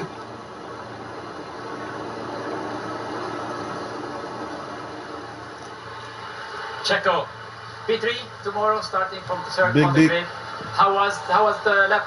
Were you satisfied from the first lap? Second lap was a bit of a surprise to everyone. They didn't get much of an improvement on the final lap, which I think is when we missed the front row. That's what they said it means, and they had to say all over TV. Lap, I think that was not possible for me today. I mean, I don't know if it's true or not. Being on the front row was achievable, but anyway, I think we are still in the fight for tomorrow. Tomorrow it's a long race, and anything can really happen. Well, you know how to win here. Long run yesterday, your car looked really good, very stable. The tires lasted long. How is your team tomorrow with the Give me a headache so I can go. Yeah, will be quite interesting. I think it's gonna be a long, fun race. I think there will be plenty of action. Big deep. The cars around us are all very close, so it will be a very interesting battle tomorrow. Well, good luck for tomorrow. Thank you. Checo being big dick. Please tell me that's not true, yo. Please tell me that's not last true. lap, the first lap, you had an extra lap going out, doing 2 out laps. How was it?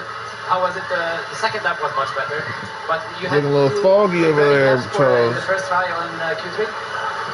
Yeah, the first lap in Q3 we tried something different, doing a preparation lap, but that didn't work out well for us. Then in the second lap I put everything together, and that was what was in the car today. So I'm really happy with the lap. A shame that we are a bit further away than what we hoped in qualifying, but tomorrow is a race, and I hope we'll have a good surprise and that we'll be able to challenge the Red Bulls in front. Well, yesterday on the long runs on the soft, you had very good pace, matching the Red Bulls on the medium, obviously. But are you more confident with the car? Hopefully you saw the problems from Bahrain. How's the confidence in the team going into the race? Well, for sure we did a step forward compared to last year. I felt more comfortable in the car. I think the car is in a better place in race runs, so we just have to focus on ourselves, and obviously we cannot change the car now for tomorrow, so we'll try and optimize everything else for the race, and then let's see what's possible tomorrow. Well, quick one. You woke up today with the news of Carlos. You have a new teammate. How much did you go in and help him to get on? Because he did a great job, I think, today. How was it today in the team with Oliver? Well, I mean, first of all, I hope Carlos will recover quickly. And then on Ollie's side, I mean, he's done an incredible job, obviously, with only one session in FP3. He was straight up to speed and comfortable with the car. So it's good. I'm happy for him, obviously. It's a very special day. And the first race in Ferrari, having done only one session, I guess is even more so special. So I hope that tomorrow we can have a great race, both of us, and score good points for the team. Good luck for tomorrow. Thank you. Good luck for tomorrow. Max Verstappen. How are you, man? Max, finally, it has been coming for 2 years. Your first pole position in Jeddah. Amazing lap. I think your first lap was perfect. The second lap was a bit slower. Talk us through this great pole. Yeah, it was a very good day, I think, so far. We improved the car like a little bit overnight, and that gave me a bit more confidence to attack the high-speed corners. And around here, of course, it all, you know, it depends a lot on your confidence level, how much you can, you know, go to the limit. And I really think, yeah, today I felt very comfortable with the car. And throughout qualifying, it's pretty crazy how fast you go around here. And especially, I think in my first lap in Q3, I was very happy with how I did the lap. Felt almost a bit like, you know, the failed 21 lap. But then, of course, making the last score. Yeah, exactly. So, yeah, it was very good. I had a lot of fun, and the car was behaving really well. Well, I mean, also you go into the race. I think yesterday that the car was very stable, very good balance. I'm pretty sure you're confident going into this tomorrow. It's a long race here, anything can happen with safety cars. How is the preparation going into tomorrow? Yeah, as we have seen in the past, also, you know, there have been a lot of crazy races around here. A lot can happen. Normally, people always say, it's a one-stop, easy to the line, but it's not like that around here. A lot of straights as well. But I'm confident with the races that we have that tomorrow the car will work really well too. Well, best of luck for tomorrow and enjoy the race. Was it right? Yeah. Well, if he gets away cleanly with the race pace. Imagine yourself in a new Toyota. I thought, what's his name was going to be in the house.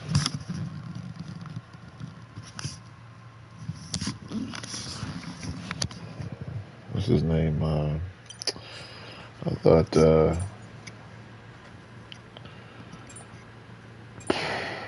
what's the brother's name? Brundle. I guess not.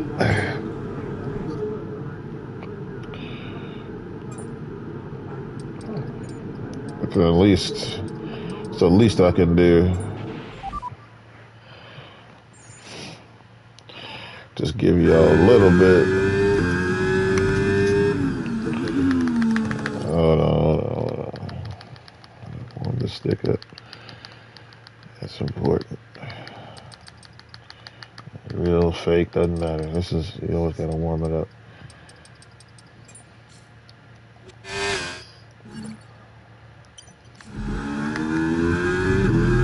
Okay, we need a few solid laps here to help us calculate a good race strategy.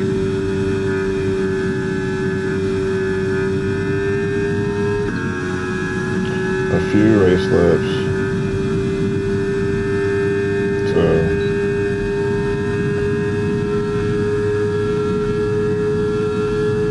about 2:13. Not used to these heavy brakes.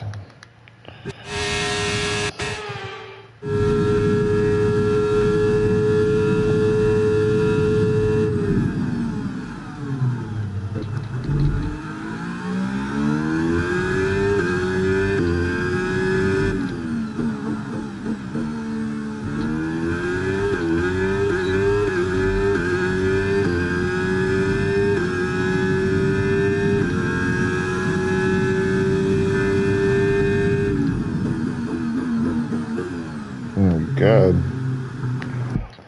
Whew. Yes, we turn it. We think about turning it down. It's just I want to drive a little more smooth. It's just too much.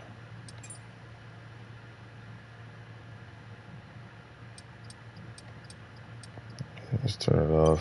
Let's turn it off.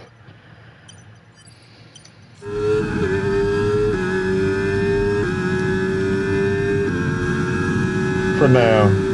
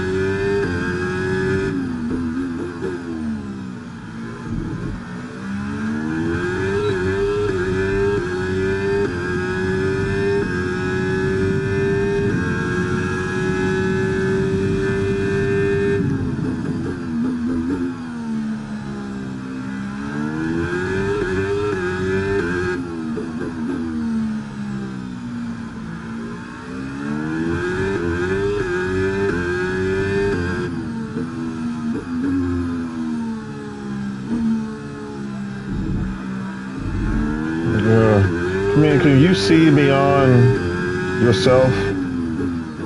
There's many people can't. It just drives me crazy knowing that there's one person, like there's one person out there who got it all together. But that's my point. There's somebody else out there, but I don't know them.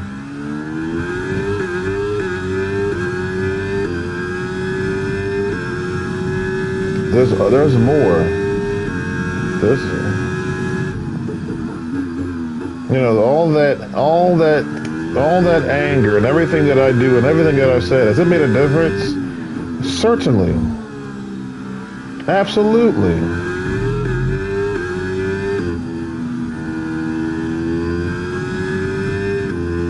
I don't just believe in it, I know it.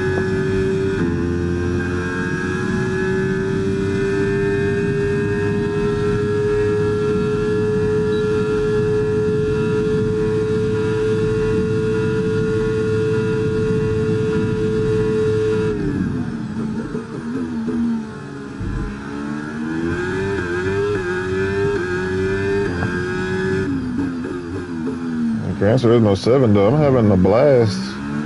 Just working through the game, getting brand new championships. I got 5 brand new championships. And I'm just like, yes, Lord. Give it to me, baby. Give it to me. I love it. Yes. Oh, y'all are still trying to get on the big stage and win and just be on the big stage. I've won 5 championships. Well, I won more than that, but I've won 5 brand new championships. Do your dance, Kalari. Do your dance.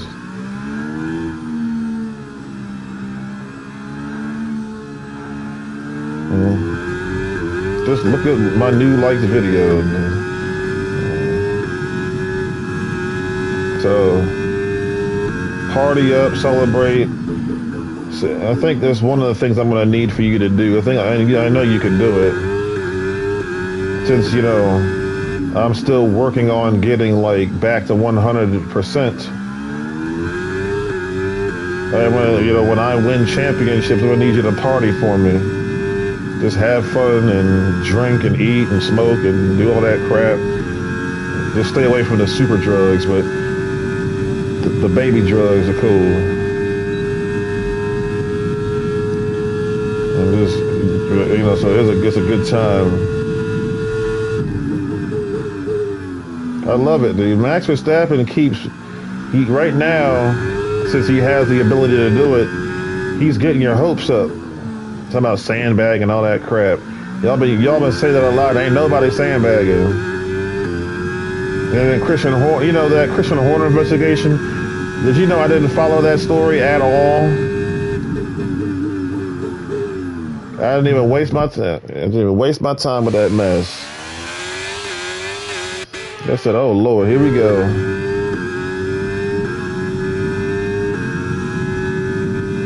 Didn't even waste my time. Then the man's innocent. I said, of course he is. And now they still trying to find some crap on him. I'm like, dude, what is wrong with you? But you see, that's what happens when you're the champion. Christian Horner don't win a championship, nobody gonna say nothing. As soon as he starts, it's like Vince McMahon. Vince McMahon and Kalari Purdue were becoming a unit. And as soon as that happened, dude, they shut that down quick. They said, oh, no, you don't, dude. We're not going to let that happen. All these, what's happening to me, what's happening to you, every single one of these things, as I hate to say and admit, it's a satanic attack. All of it, That's why I'm the only human being on this planet who can still win championships. Just, you know what I mean, and not be killed in the process,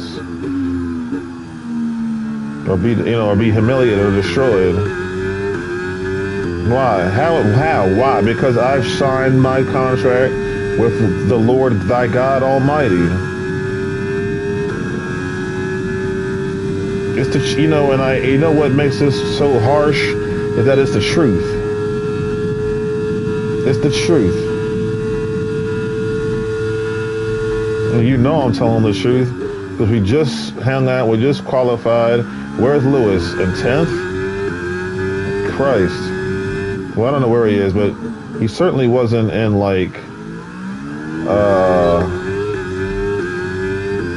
first.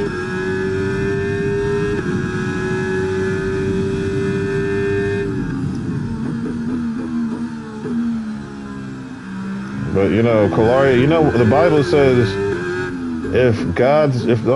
Jesus said, if these people don't praise me, the rocks will cry out.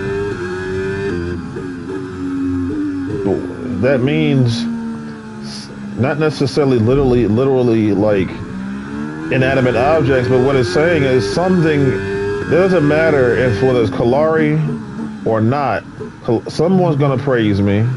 Somebody's gonna be out there telling the truth. Somebody will. Somebody's gonna be telling the truth. When Kalari stopped talking about NASCAR, who showed up? It was Danny.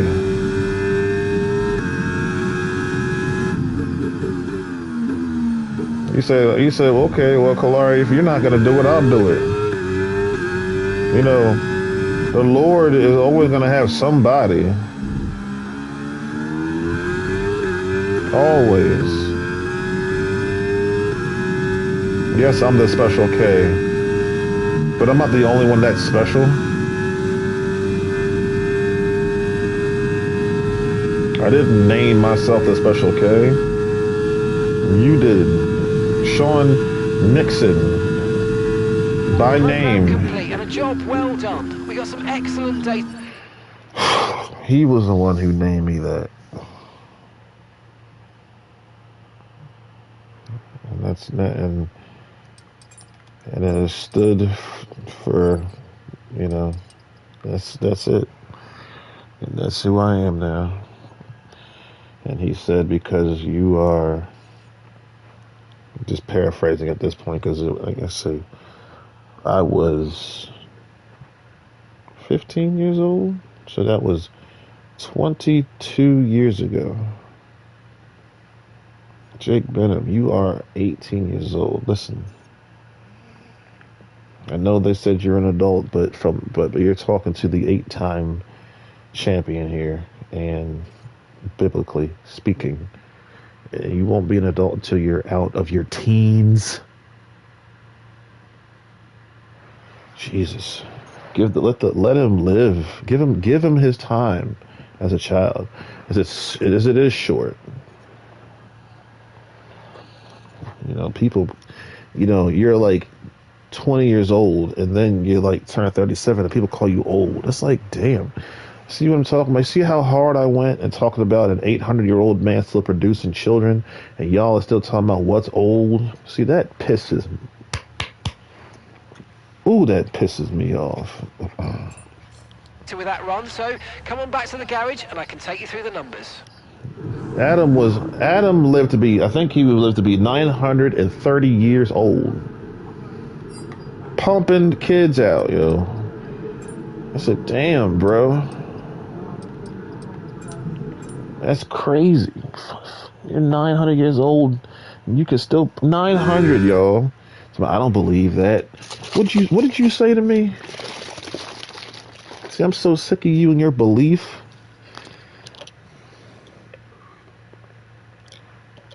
That's like me telling you I'm black, and you telling me I don't believe that. Okay, that's I don't have to say anymore.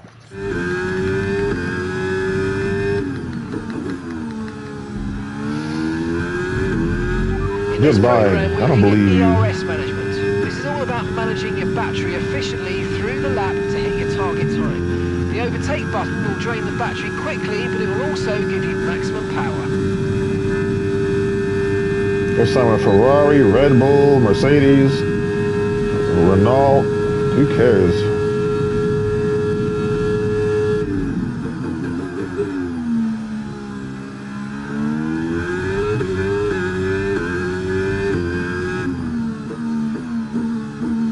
You know why I locked the brakes up?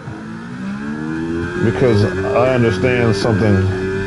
It's still a video game in the end.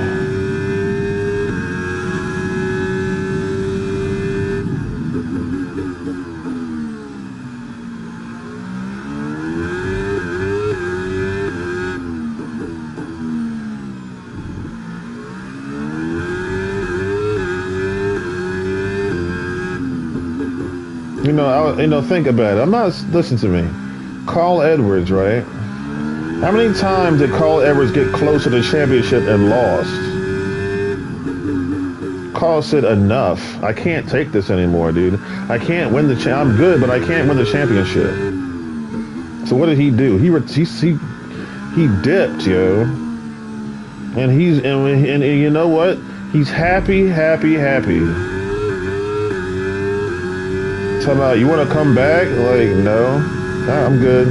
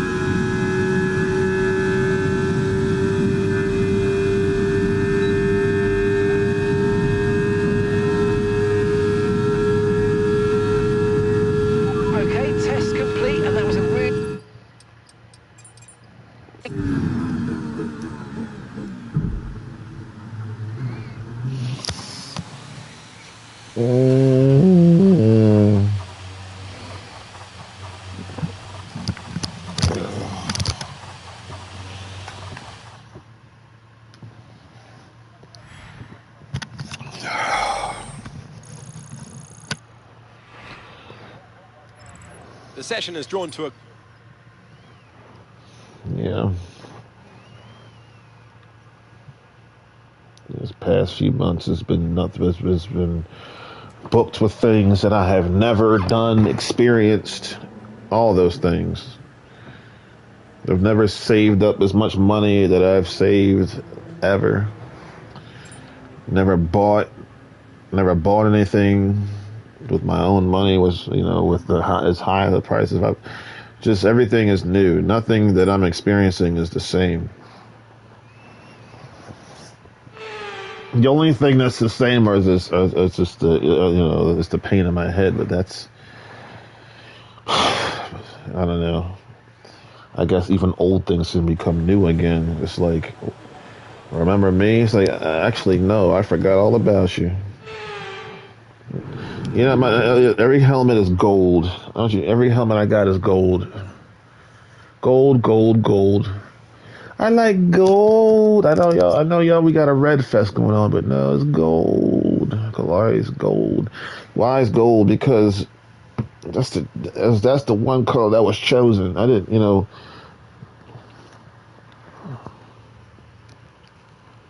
People ask you what's your favorite color, but does anybody ever just giving you one? Pink. Real men wear pink. Well.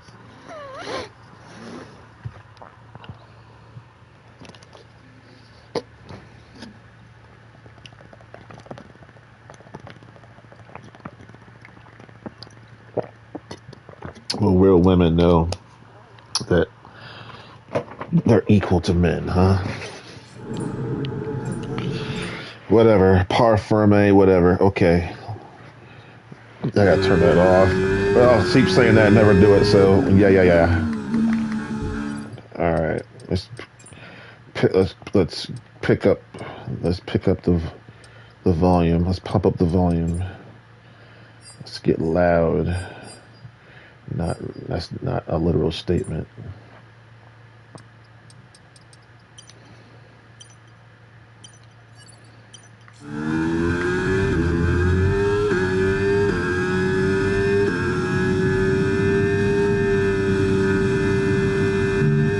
Whew. I mean, you can feel everything. It's amazing.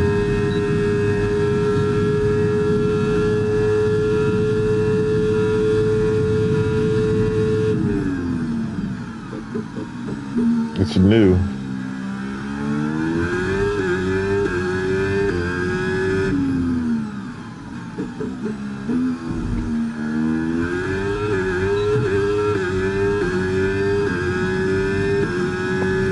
Helps you understand what the drivers are going through, like in a new way.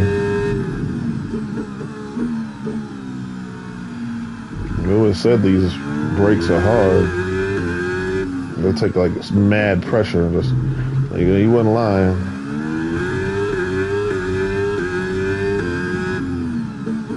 I'm going slower just because I'm not used to it.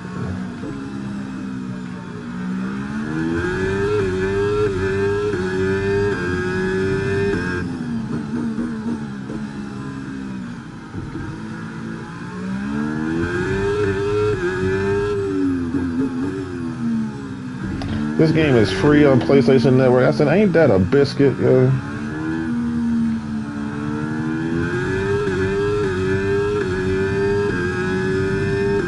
PlayStation Plus, I mean.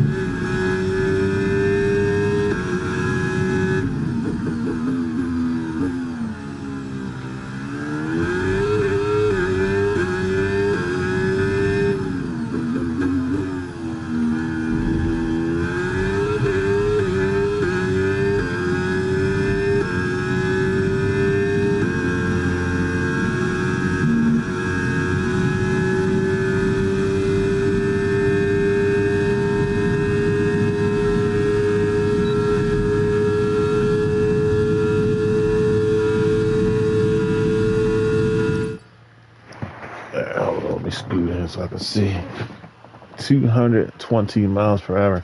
This car maxes out at 226, so that's, I mean, this is the first game I played where it just maxes out. The last game I got 226 again, but I guess that was in our draft. Cars were slower, inevitably, because of weight and tires, but whatever.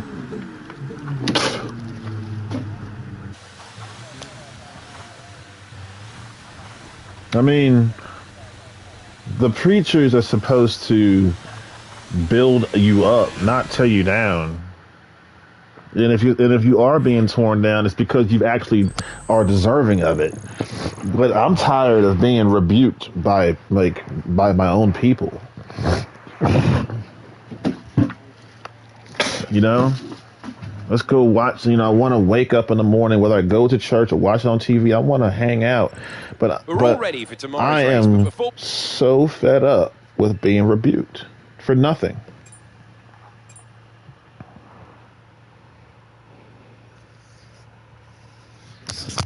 Oh, man.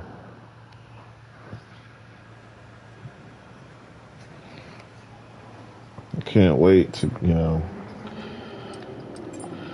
I can't wait to get better. I'm so excited to live with it. I choose. I have a choice. And I'm just one of those people who want to take the choices given to them. And my choice is that I can get better, I choose to get better. And it's going to take a long time.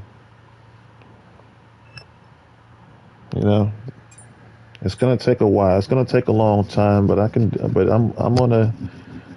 will, I get it now. I can understand. Not even I can understand. I have to remind myself that sometimes it takes a long time. I've said that before. Now I gotta take my own advice.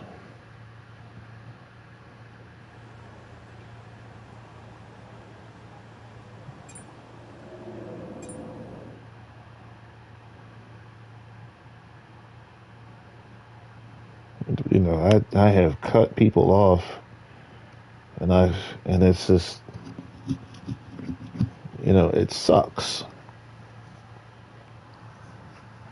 I want to be your friend, but you don't want to talk and act right. So I just can't,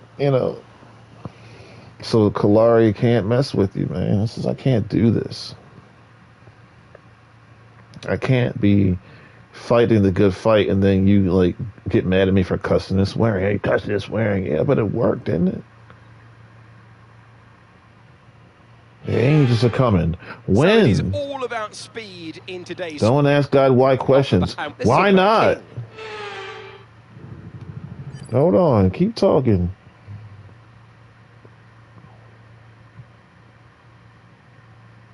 Why not? You got to get filled with the Spirit again and again and again. Are you prepared to die quickly as soon as you get filled again? Jesus said, how many times did Jesus get baptized? Answer that question for me. How many times Jesus went to John and John said, no, I'm not worthy to baptize you. Jesus said, just do it. Dad said it. Dad said to do it, so please just do it. Okay, black bloop. Did he do it? Did he come back and do it again? Yeah, he did. He did it again and again and again. People, that's a lie. Why do you believe? Why do you know the Greek? Can I just, you know what you need to do? You need to, if you want to find all those hidden little secrets, read the New Living Translation, because that seems to be very helpful to those who can't seem to understand that all the Greek is not right, obviously. It really ticks me off that I have to run over this again. And then it's going to tick me off even more when I hear you repeat what I just flipping debunked for the second time. I spoke of it earlier. And that's how it's so important. You can't go around telling people things that are not true, because you're going to destroy them by doing so.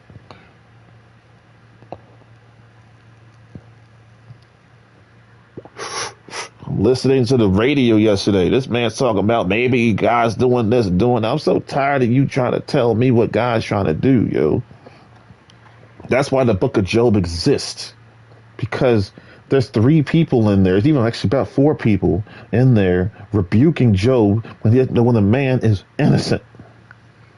Oh, there's bad things happening. He must have done something wrong. Yeah, listening to you. That's what I've done wrong. I'm sitting here giving you the time. And then God rebukes me in the end. Something about, who are you? I'm like, what? Oh. Okay. Oh, it's just a sprint. Oh my God.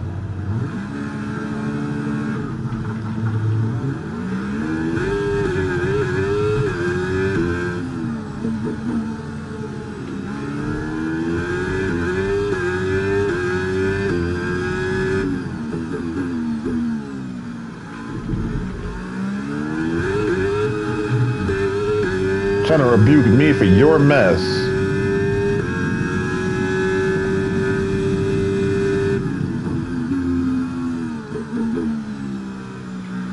You know, this devil stuff, man. We play with it too much. Damn. See, this is from this. I'm trying to talk and drive. We play with it like it's a toy. This is real. Okay, the devil, for example, okay, there's Jesus, there's the devil. Jesus loves you, the devil hates you. Jesus will give you, not just 200 wins, but 200 championships. The devil will give you a little bit and then take it all away from you like that. Just like that, yo. He'll give it to you, then he'll take it. What the F? I'm going to win I just won another championship last night. Come on. You got people over here clawing and scratching just to be seen. Please, people. I'm telling you what to do, and nobody wants to do it. So why am I wasting my breath?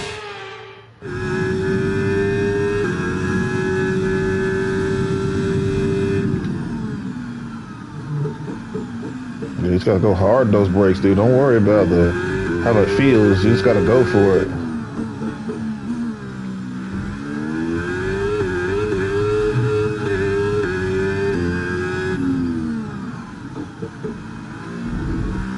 It's pretty cool. Like it talks to you.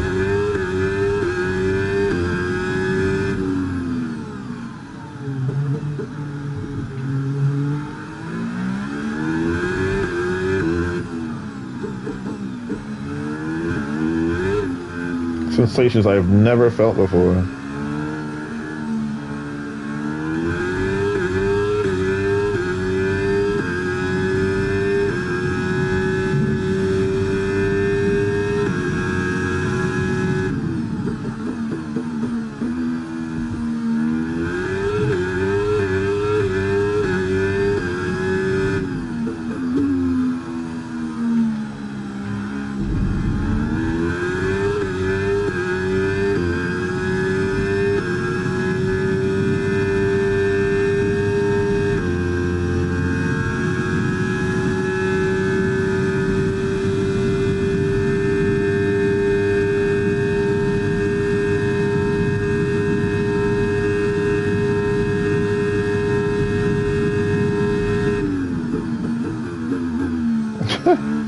And then there's some guy on your show pad talking about whatever. I don't even know. Okay, first of all, I actually can't remember what he said. And secondly, who are you? Oh, that's what I thought. Nobody. Okay.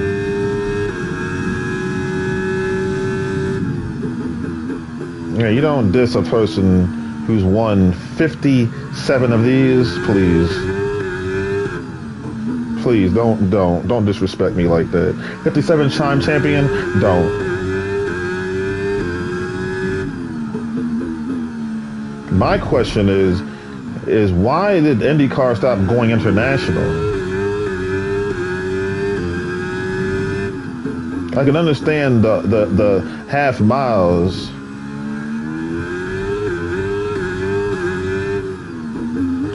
That's kind of what like NASCAR turned into, like an extension of IndyCar.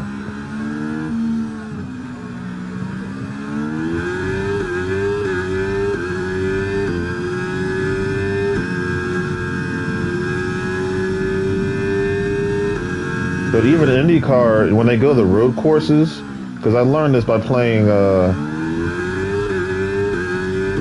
Project Car, they increased their horsepower to 725. So they got over 700 horsepower, clean, nice clean horsepower. And then when they go to the ovals, they go the 670-ish. But you know, that's what keeps the racing close. You want to keep the racing close, kill the power. You know what I mean? That's all you got to do. And people love it. Great work. That's a new fastest lap of the race. People love close racing. They just... Matter of fact, that's not true. People love constant action, constant overtaking. But, you know, I just want to say, as an athlete, dude, that's... You know, like, for example, Internight America is clustered full of close racing. So if I were racing with you, I would have a hard time, because if I'm at least not in front of controlling the pack, then I'm going to be frustrated that I can't tune my car, for example, or that I can't, you know, I can't overpower you in any way. I'm just stuck by, it's just equal. We're just doing the same things over and over again. And it's difficult, you know what I mean? I would go insane.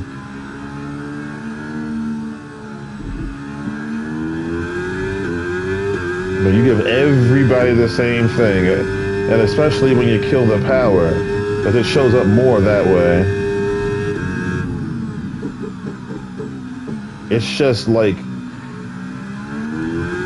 it makes the athletes sick, and I mean literally, because you can never have a chance to get any room or breathe or think. You're always around somebody.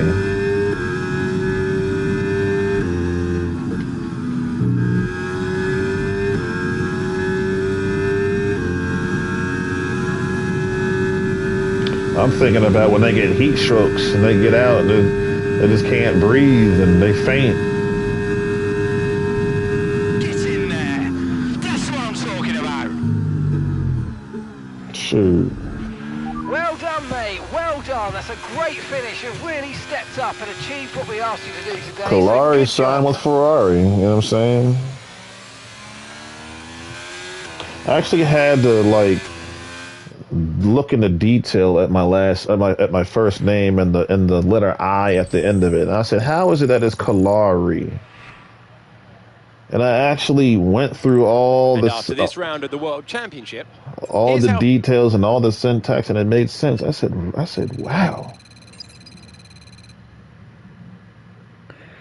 I said, it makes sense. I said, for example, it's like my name is Kalari, and then, well, how does it read? How does it I goes with a re? Well, then I thought the word igloo. So listen to this: Kalari, and then igloo. It's the same. I said, oh, igloo. Kalari. Well, I guess that's not the same.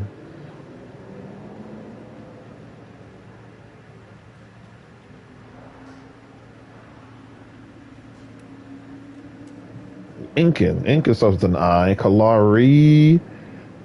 I don't know. It made sense before, but now that I'm doing it again, it doesn't make sense.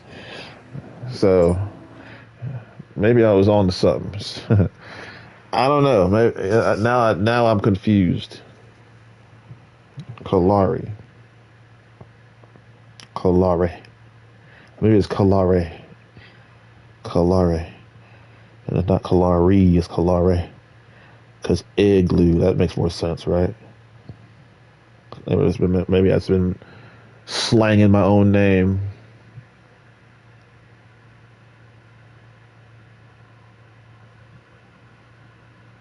No, I just want to give you a dose of the old Kalari. Like I said, I've come to understand that I haven't changed a bit. a warm welcome to you from Azad. because I'm not one to sit here and say, yeah, this is the way it is.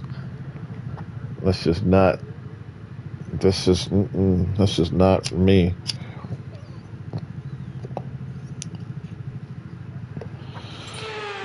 All right, let's get this over with.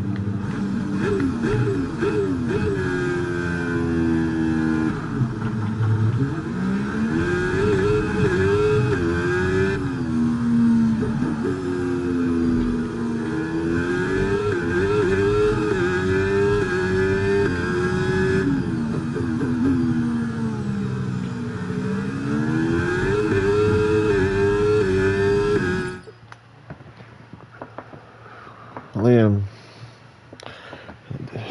I forgive you. Oh, I forgive all of you, okay? Every last human being who's wronged me then, now, and in the future, I forgive, okay?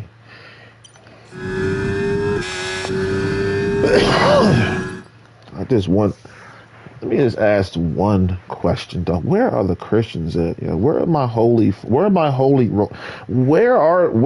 happened to the Christians, Where did you go?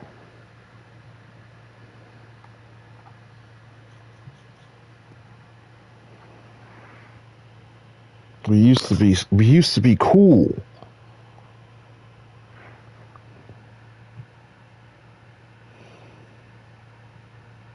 It's that devil, it's Satan. He has done this.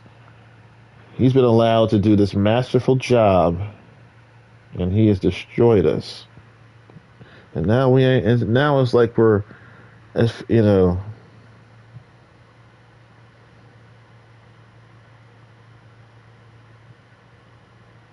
you got to understand that, and that's that's interesting, because I've been suffering with a lack of, social people, like socialism, you know what I mean? Being not socialism, because that's actually something, and that's not right.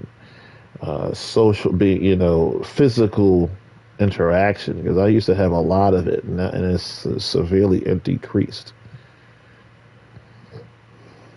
Good or bad, there were certain things that I really enjoyed that I don't get anymore. You know what I mean? So, and it's been years since I've been dealing with that. So that should be like, because it's like, remember how I said some things take a long time to solve? Well, that should be just some consolation to like my headaches. That should help, because it's been months I've been dealing with this, but I still seem to be able to perform and be okay. So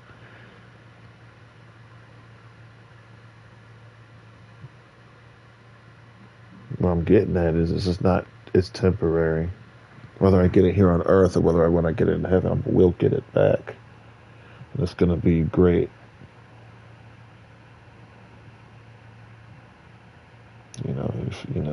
My days of going out, for example,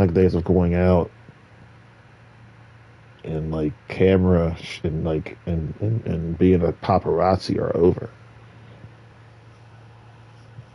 I don't need to do that anymore. You know what I mean?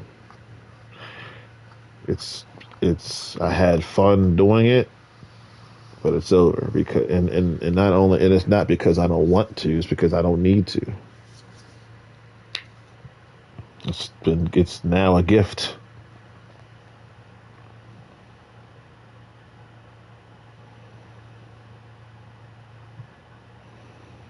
Healthy, not healthy, well, not well.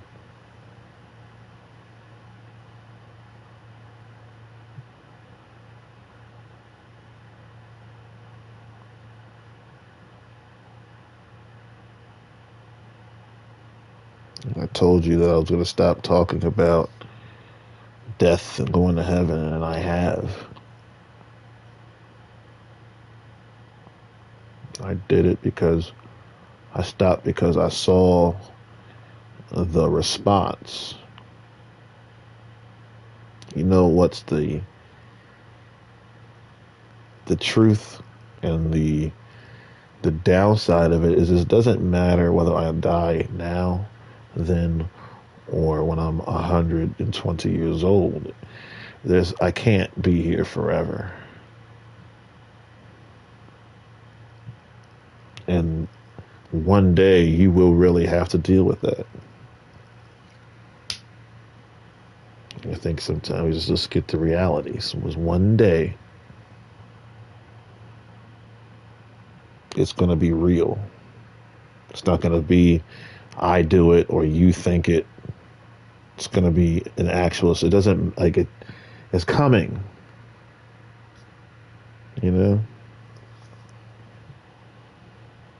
I love Arnold Schwarzenegger, but it's coming. You know. I love Bishop Charles Ellis III, but it's coming one day. It's one day. It's going to be here. Kalari will be gone forever.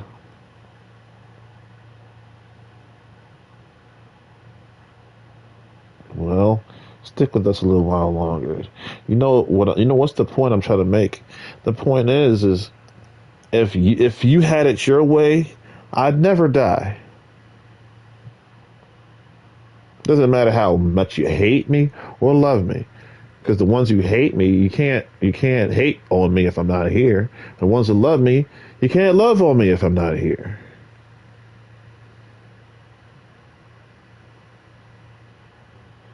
I think that's why the topic is avoided so much, is because it's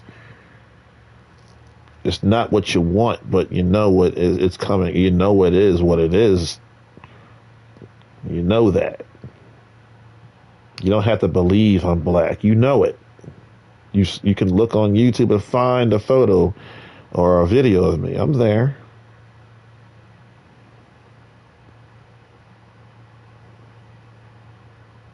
One day. Today?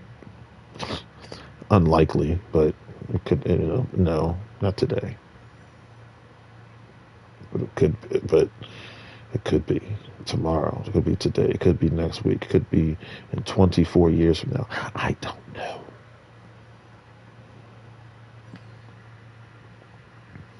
Oh, you know what a wise person would do? Prepare.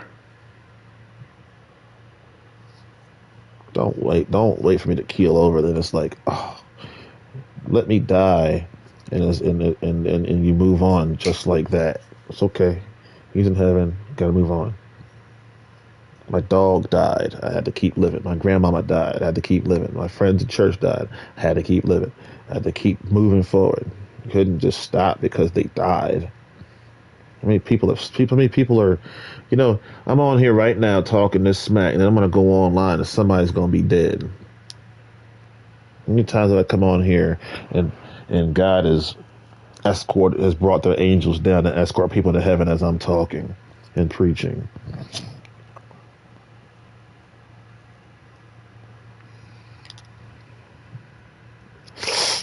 I have a pulpit too. It's called the throne. You know what I mean? This bud tastes pretty good. All right, now that I took my hits, let me finish this race.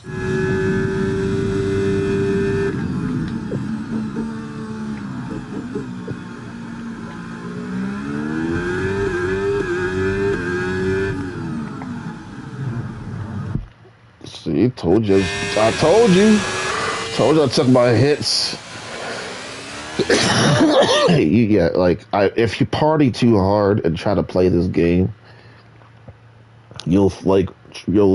I'll speak for myself. I'll think to myself, like, how did I ever get what I got? Because you just can't drive anymore. Oh, that's true. I also have these super triggers.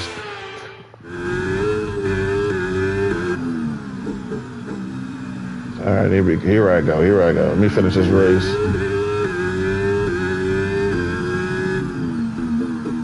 Yeah, I like burning the wheels.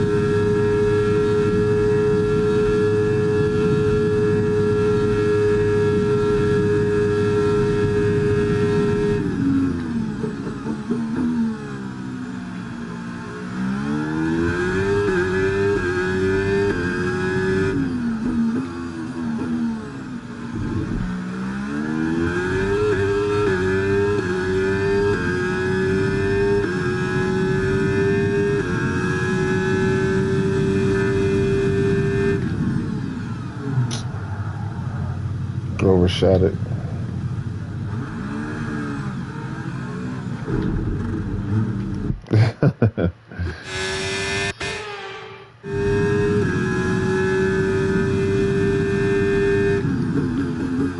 Gotta have a little fun.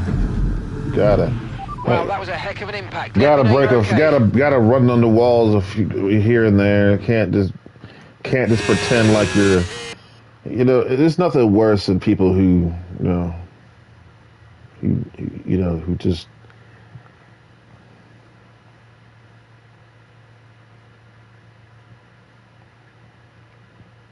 Who lie about their vulnerability. Everybody's vulnerable. Come on. Everybody wrecks. Everybody makes mistakes. Everybody gets sick. Everybody breathes the same air. Just knock it off. You know what I mean? Just stop trying to make me feel like I'm the only, like, just embarrassing me.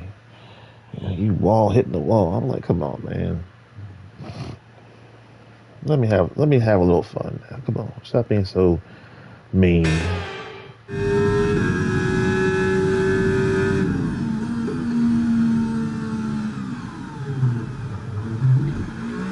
I'm gonna baby this joint because I really this all this pressure is just crazy.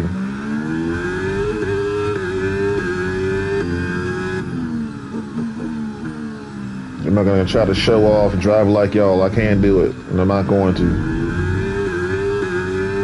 Like, you guys are fast, right? Well, what if I gave you a challenge? Could you do it? But I'm not gonna do it. I'm not a monster. Okay, Yarno, congratulations on your 6th championship on all your series. Now go party.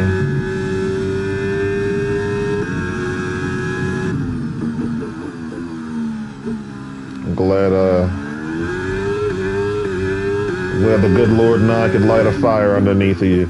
That's why, for example, Suarez, can you win? Can you be in the playoffs? I said no, because I wanted to light a fire under you.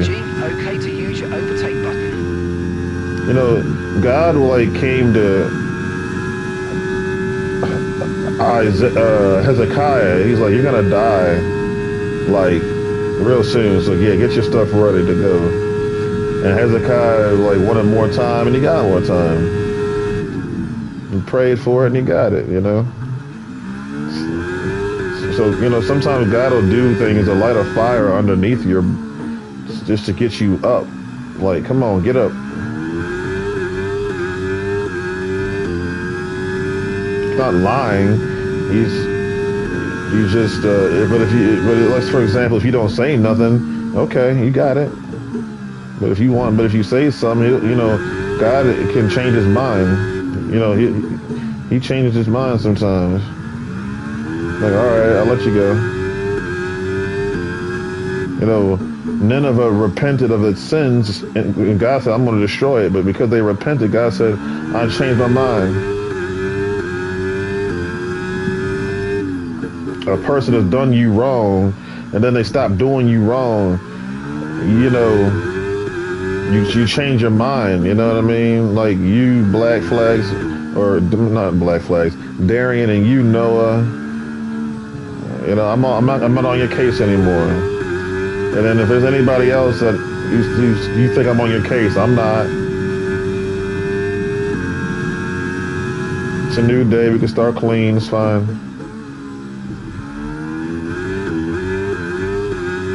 Some people, you know, I have seen a change, and I want to say thank you. I really, really appreciate it. I really do. You don't know how much I appreciate it, but it has brought me back to you. If you really, you know, if you care that much, I'm back and brand new at the same blinking time. Good job. That was the fastest lap of the race so far.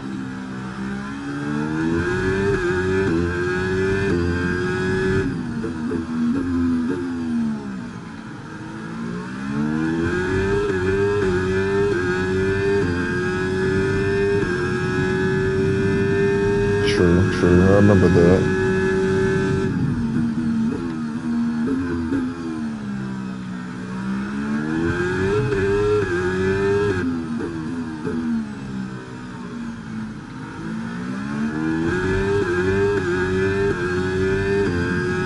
Yeah, this is just how I gotta drive the car. Just, you know, the brakes are your best friend.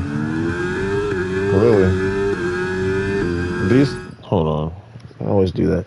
These cars, like, from the 2022 car and onward, my tactic for driving the corners is making sure that my brakes are my best friend. Do not be shy. You save a lot of tire doing that, by the way, but just make sure they're your best friend.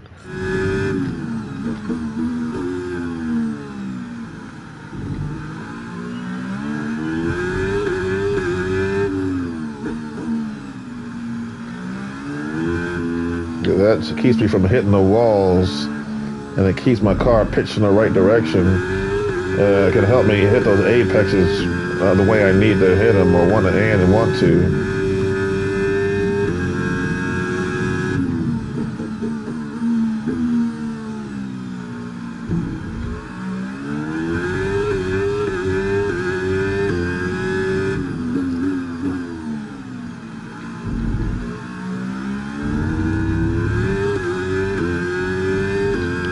I gotta do it slowly. I can do it. I just gotta do it slowly. You know what I mean?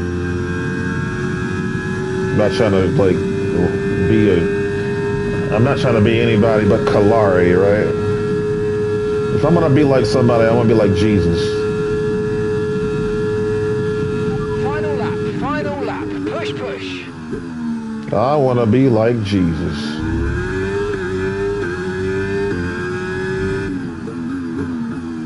But you know, it amazes me how people that you love and come to know just become so mean.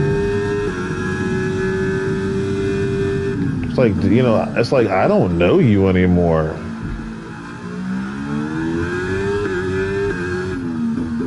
And then you get into these situations and you think you don't have anything anymore. And then it's like, you know, they say it's the small things. But you see, I'll give you one thing, Mr. Prince. You're making a little comeback. But anyway, it's like, you can't be satisfied with that. That's like, you're supposed to be getting paid $10,000 a week when you're getting paid like $500 a week. Like, you're getting gypped. And then I thought about it. I was thinking about it. I'm like, why do we have to have this paper money to get what we need? And I'll tell you why. It's because of what happened in the Garden of Eden, because of evil, because of sin. Because before sin, everything was free. Now you gotta pay for it? Doesn't even make sense. It's just a last lap. I hope so. Get in there. That's what I'm talking about. Yes, Lord Jesus. Superb driving. That is the race win, my friends. Well done.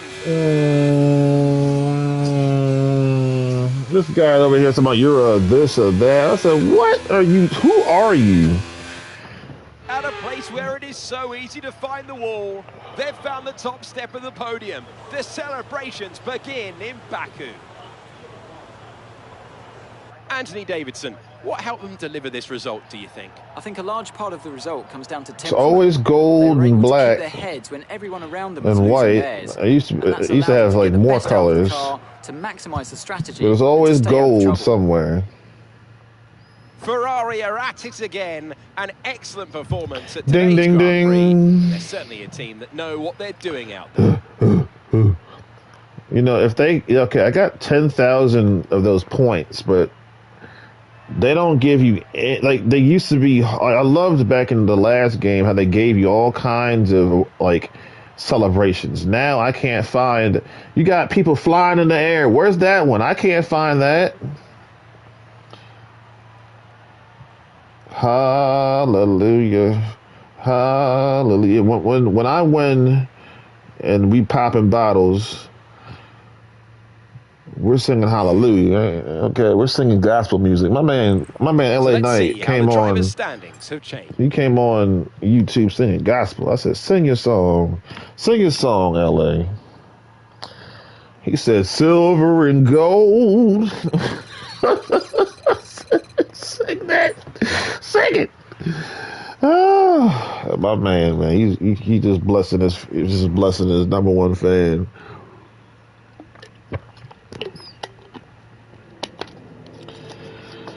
Miami.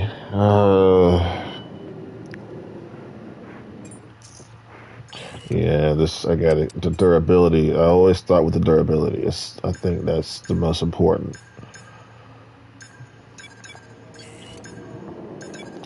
Because if I can't, oh shucks. Because if I can't have a durable car, and I don't, then yeah, nothing. Then nothing else matters.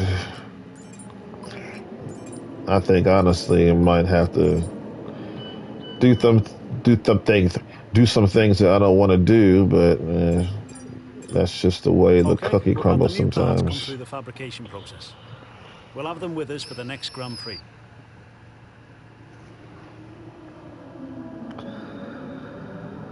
Well, let's draw the shades. It's time to go. So I've talked, I've driven, we've listened, we've done. I think it's about it. It's nothing worse than overkill.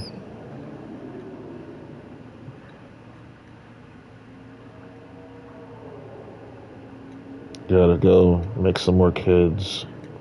Sorry, I'm kidding. The kids.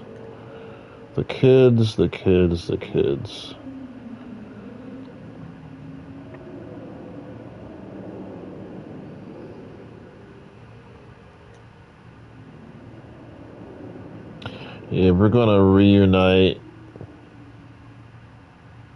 physically again. And oh, what a joyous day it will be. But until then, I'll see you where I'll see you.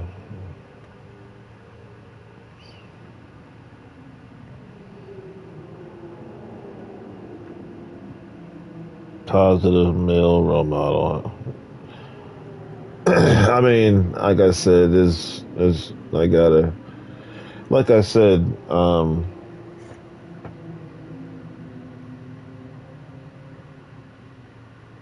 you know, it's going to, Kalari is going to end. That's not popular. It's not what you want, but it's the truth.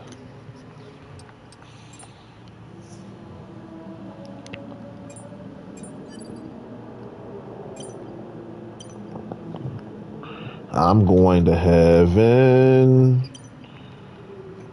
It's gonna be the shiznit, yo. Go to heaven. Oh man, bring it on, yo. And then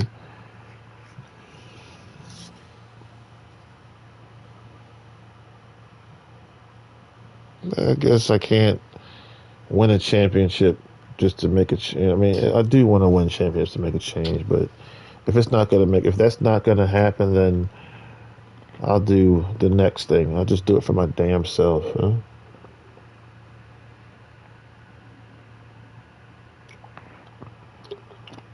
Shoot.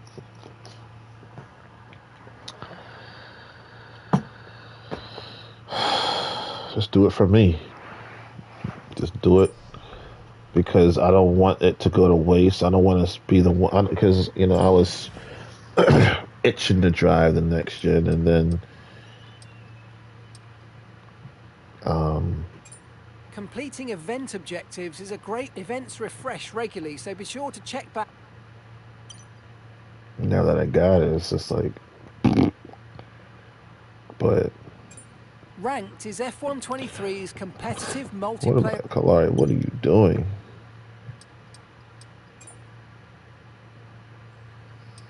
Try it again. Just pain. It's just, you know, this, you know, this, you know, the true reality of it is I can feel the pain. It never actually goes away. So most definitely gotta get that. That's definitely gonna get it checked out. Best of the best.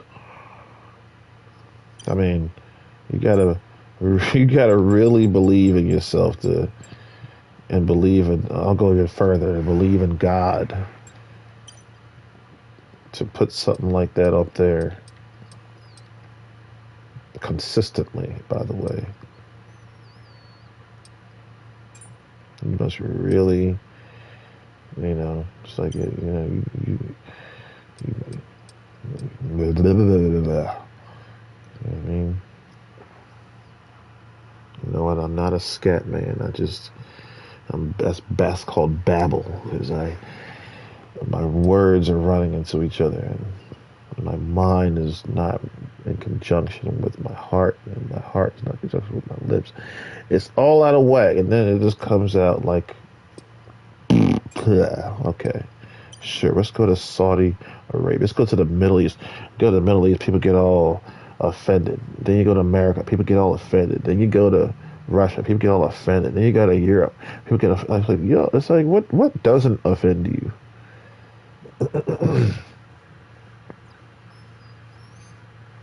People are born black, and that offends you. Like, you,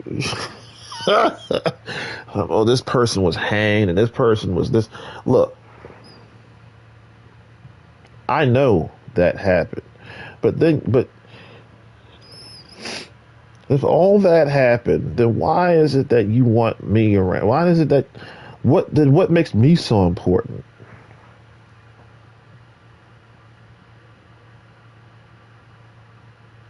I know what, because I'm the one person who has finally gotten straight to the bottom of life. How dare you, you know, pretend that you're a racist? How damn a dog dare you? Are we racing? Oh yeah, get a car and let's race. I'm gonna get the Hamilton mobile. Grab a car. Let's rock and roll. See, it could be Jesse Yates and Kalari Purdue, but no.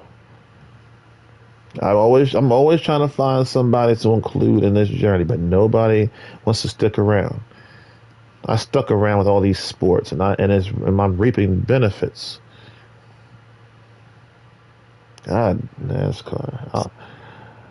And I think the reality of the situation is I'll play. I just don't want to. I think that's kind of what it is. I'll do it, but I'm doing it kind of reluctantly.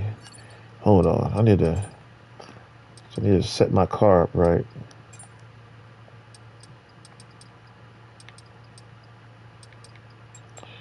Move it back as usual.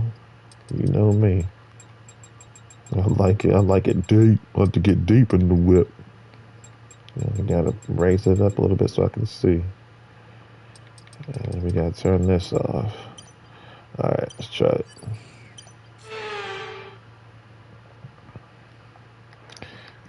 I have no sound. There we go.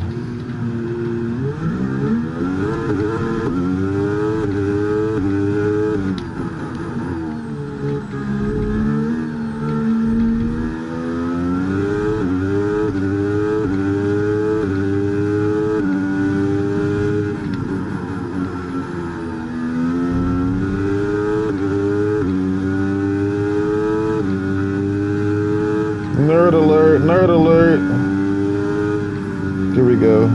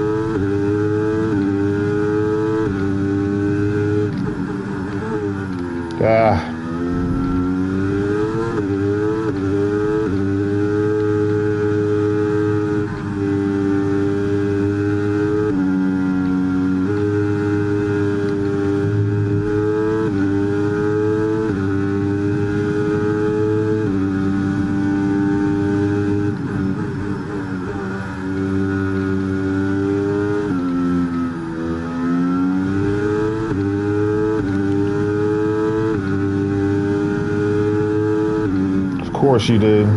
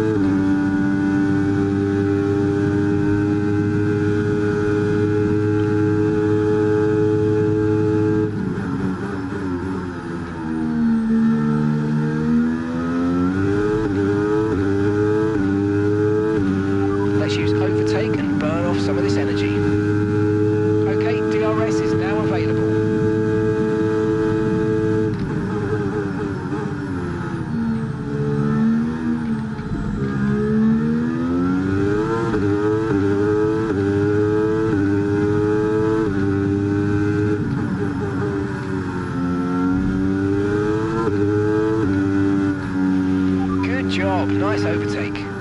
Oh, thank you.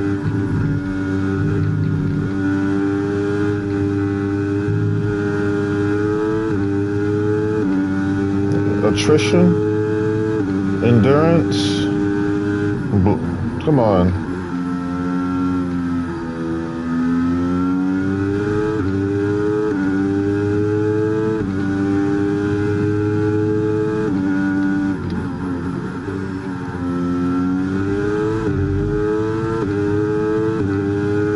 I mean, let me ask this question, you know, out of everything that I've done in NASCAR, have I made a difference? Have I, you know, has things been, you know, yes, of course. Yes. You know, yes.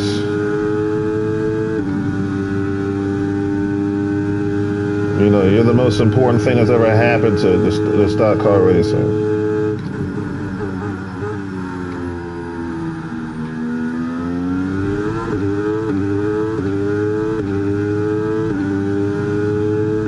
So, I don't know.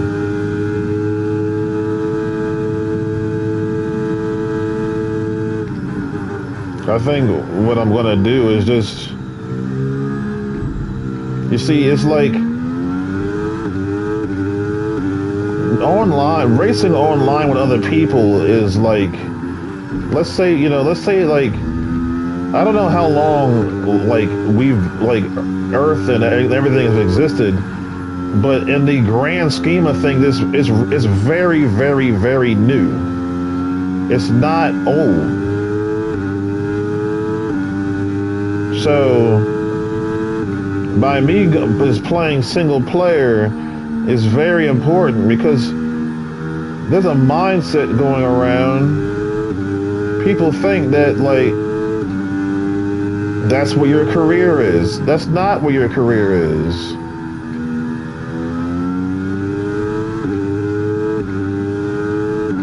Online is just online, but what was here? You know, it's like the Jews. The Jews were here first, and the God's gonna, you know, deal with the Jews when He's ready. It's gonna say, enough of this, man. Enough of this. Enough is enough.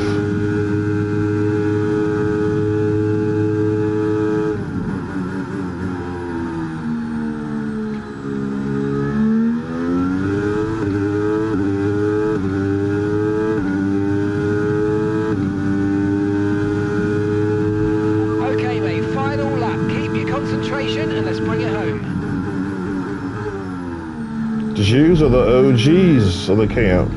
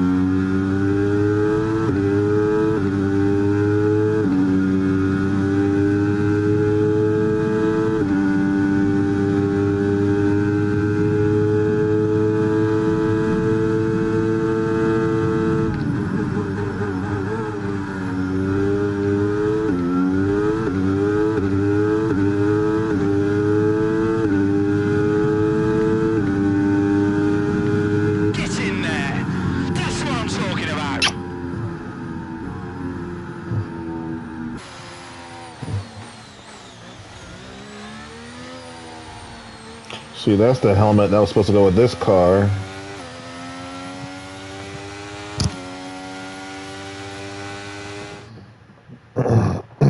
Thank you, Jesus.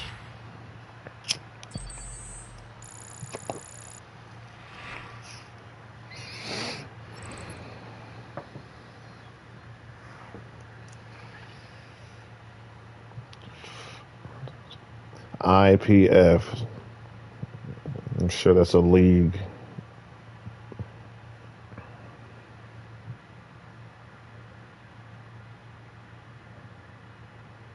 apparently I had the fastest lap time. Despite you was dusting me.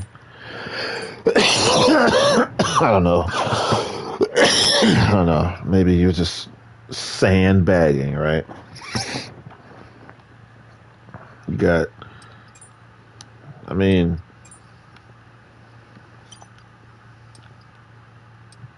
again, I know that the truth will work itself out, even if it takes a long time. Ratings are up. Okay, you can talk about it, Clark, even though I don't want to. Go ahead. Because it's been a long time. You know, the ratings are going up. Sure. Great. Okay. Yeah. Why? Because you guys have, wow, impeccable timing. Because,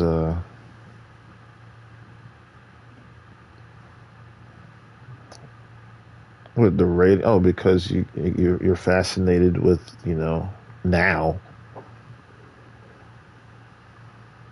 You know, even I, okay, let me give you an example. I'm a human, right? Okay, thank you for coming. I'm human, right? So, you know, somebody lies to me about something, and then I believe it, and then later I find out that, oh, I was wrong. You see, that's what's going to happen. And the ratings will go back up at F1. You act like, you know, a loss of ratings means it's going to shut down. It's never going to shut down. It's always going to be. Don't worry about that. Don't you worry your pretty little head.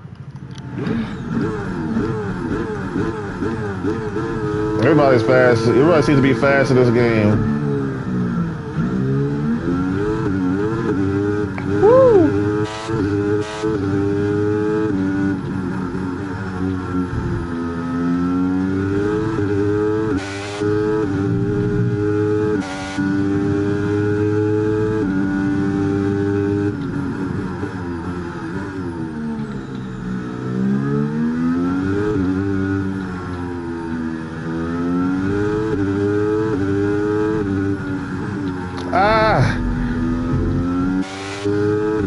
Don't, Kalari.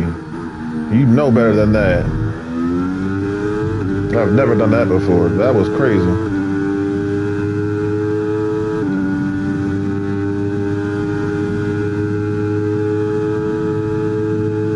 Damn, I missed this car. This slow ass car, I miss it.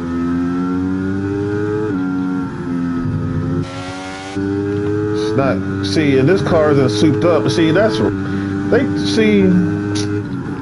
this game is strange because I got fired for nothing and I lost all my stuff.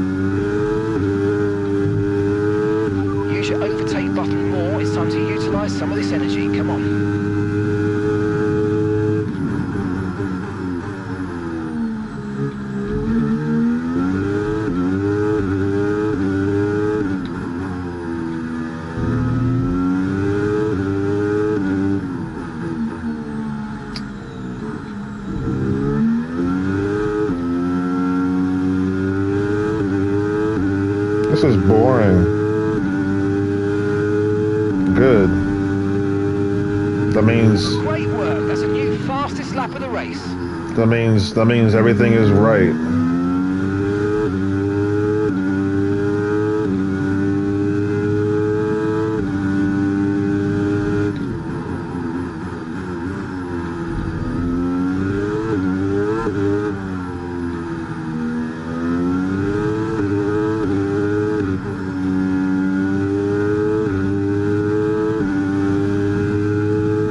You know, I'm just mocking you, that's all.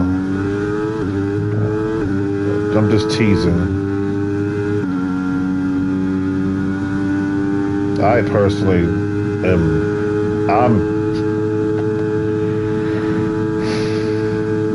I'm in first place cruising. I mean, I don't know what better feeling there is than that. You know what I mean? So I don't know. That's just, you should try it sometime. You know, Steve tried it. He said he liked it. I said, good for you. My boy Hunter. It doesn't matter whether he's like doing it by himself or on a team. He just eats every competitor up for breakfast. I said, that's my boy. You better get that. Yeah. He wins everything. I'm like, yes. Thank you, Jesus. You see, one of the reasons why, it's not that people are mad that Max Verstappen is winning every race. It's that people are mad that Max Verstappen is winning every race. Well, what do you mean? Well, if you're a fan of Lando Norris, you want him to win every race. If you're a fan of Hulkenberg or Magnussen, you know what I mean? But your favorite driver's not winning. I had the luxury of understanding and having an equal love for all the drivers. I guess I'm a little different. I'm not. I guess your heart's a little deeper than mine, because when it gets to NASCAR, okay, now that's a little different. Now I'm not rooting for the Toyota camp. I'm rooting for Ty Gibbs.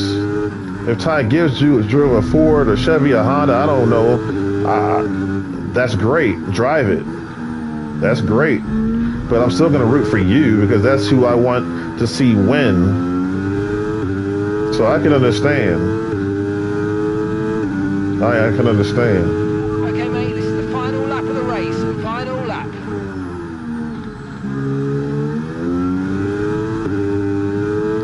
I almost forgot what the heck I was doing. Like, what am I doing? What am I doing here? What is going on? What's happening?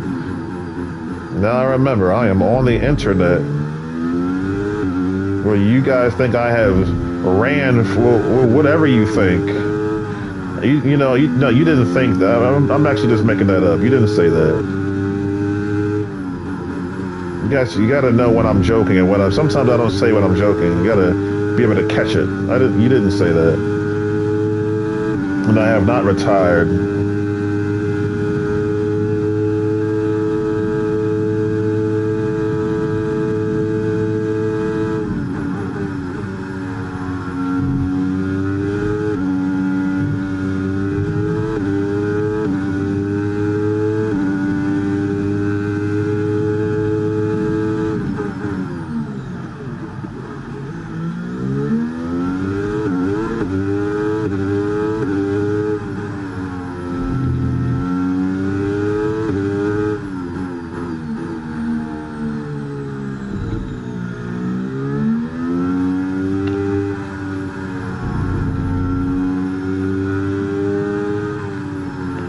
Well, I guess even Kalar's got fans, right? Well, this one's for you. Drew McIntyre, Arnold Schwarzenegger, Brad Pitt, you name it. Michelle Pfeiffer. This is for my fans. Get in there.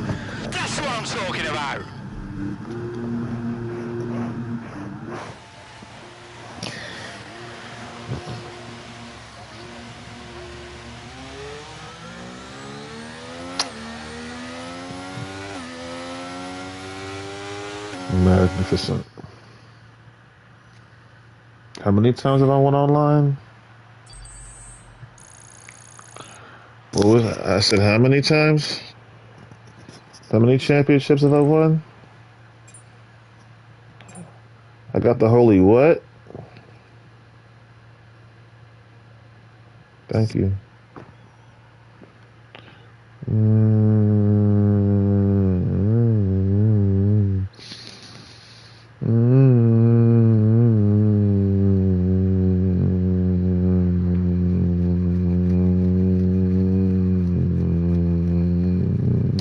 You know, all the things you say, it comes back and it collects in your mind. Max says I'm too old and fat, you know. But Prince says I gotta do this, and then yeah. And it's like, you know, why don't you just like, you know, why don't you like stop talking wrong and talk right? Whatever happened to talking right? The United States champion. The greatest Olympian ever. That's one thing I like about, I definitely like about racing, and F1 is the Olympic value. You know, who's the greatest Olympian who ever lived? Me. You know what I'm saying? I am. You know what I'm saying? Oh, you didn't know? Dun, dun, dun, dun. Oh, you better call somebody. Dun, dun, dun, dun. You guys better call somebody.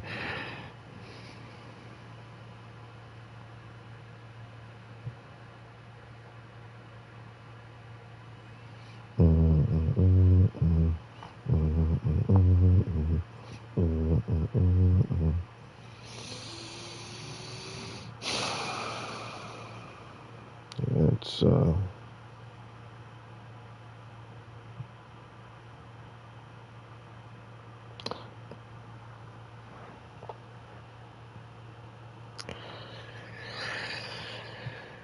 I can go back to NASCAR heat and do the same thing.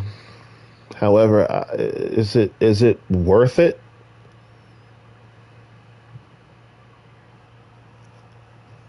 You know, I'm sitting here forgetting, like, I've done this since its inception, and I've been successful since its inception, and I'm sitting here thinking to myself, if I get back to it, man, you can't even remember yourself. You remember God, you remember other people, you don't remember animals. You don't remember who the heck are you?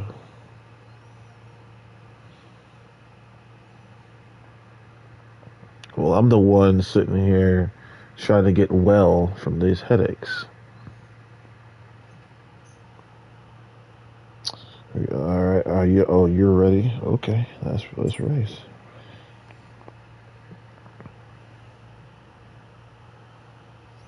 Well, hopefully I won't get smoked.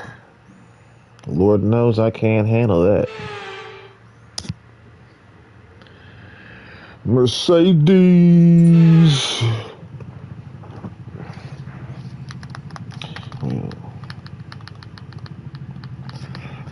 Be gentle. Oh, bugs.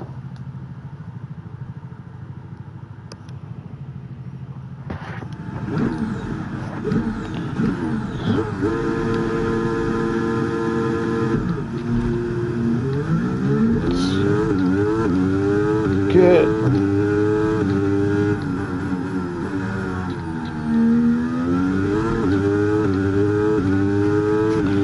No!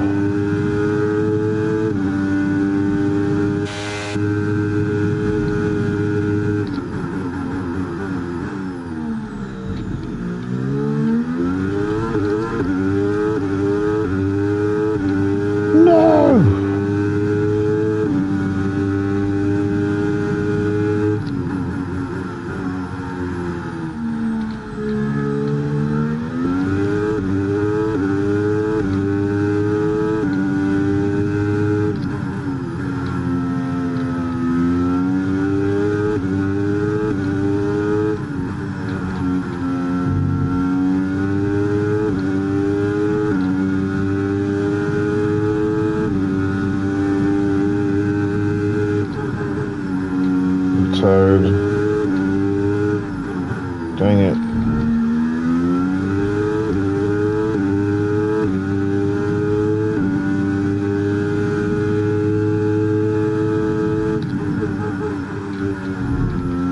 Oh my goodness.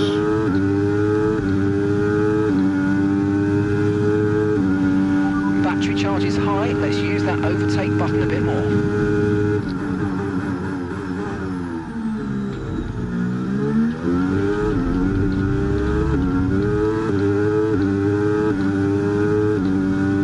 Yeah, to tell you the truth, the reason why I don't do that is because I'm worried about like destroying my underfloor. Remember back in the last game, I would scratch the bottom of that car like crazy. So I'm like I'm not trying to be careful now. That's why I don't like run over every apex and every rumble strip. Because I'm trying to save the bottom of my car. It scratches so easily. That started when I bought the new games. I said, oh my god. So just trying to take care of my stuff. You know, it's okay to straddle. I just don't want to scratch my car. DRS now available.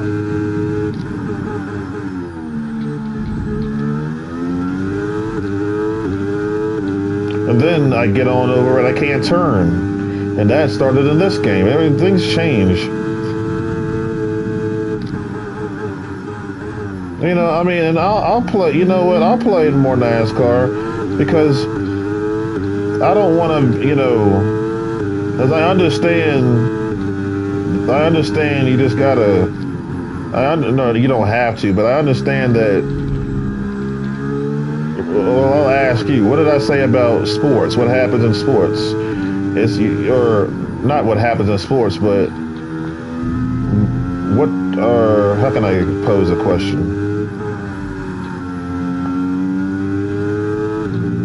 I'll make it easy. Like, do you need to keep up or do you need not to keep up? You know what I mean? Obviously, you need to keep up. You know, the Bible says, who's greater, the teacher or the student? Who's greater, the master or the slave? Lap of the race. Keep this up. Well done. You know, you don't just turn a certain age and lose it. If it's given to you, you got it forever.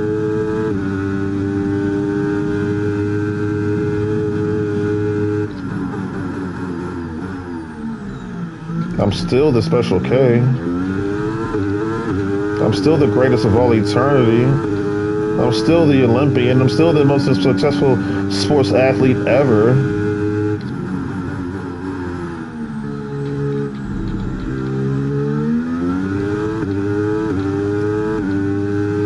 You remember the show on, I think it was on Fox, when it was like the Guinness Book of World Records. They would like bring people on TV to like break records live, like, they record it, of course, but you can sit down and watch it prime time.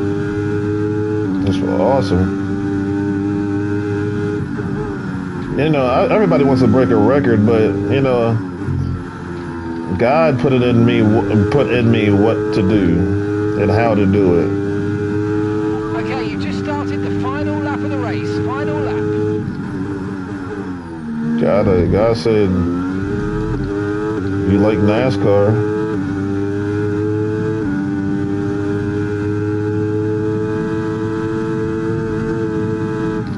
Now listen, I'm online racing, which I'm happy to be doing, which I haven't done in so damn long, but this is not the place to gather championships. I'm just racing and winning, you know what I mean? But where's my, okay, online champion, sure, but it can only, but let's let me pose it this way. If there's an online champion, there can only be one. Like, okay, there can be many champions, but there's one, like, ultimate champion.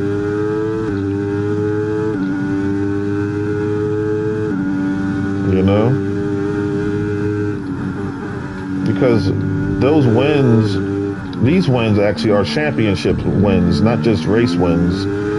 So I obviously have got more than 100 championships, right? Get in there. That's what I'm talking about.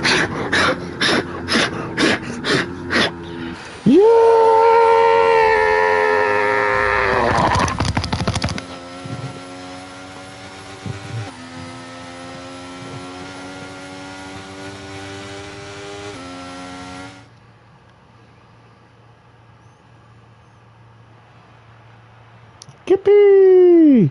Yeah!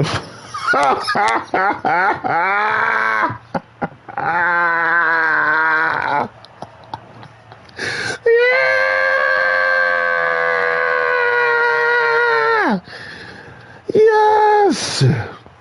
Yes! Jesus is the best thing that's ever happened to me. Oh, right, in the grill. Right in the grill piece. Okie dokie. That's right. Oh, yeah. I gotta get my booze in my system. Woo! Boots!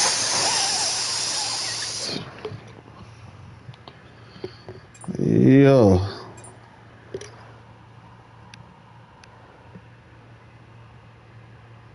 Got the goods.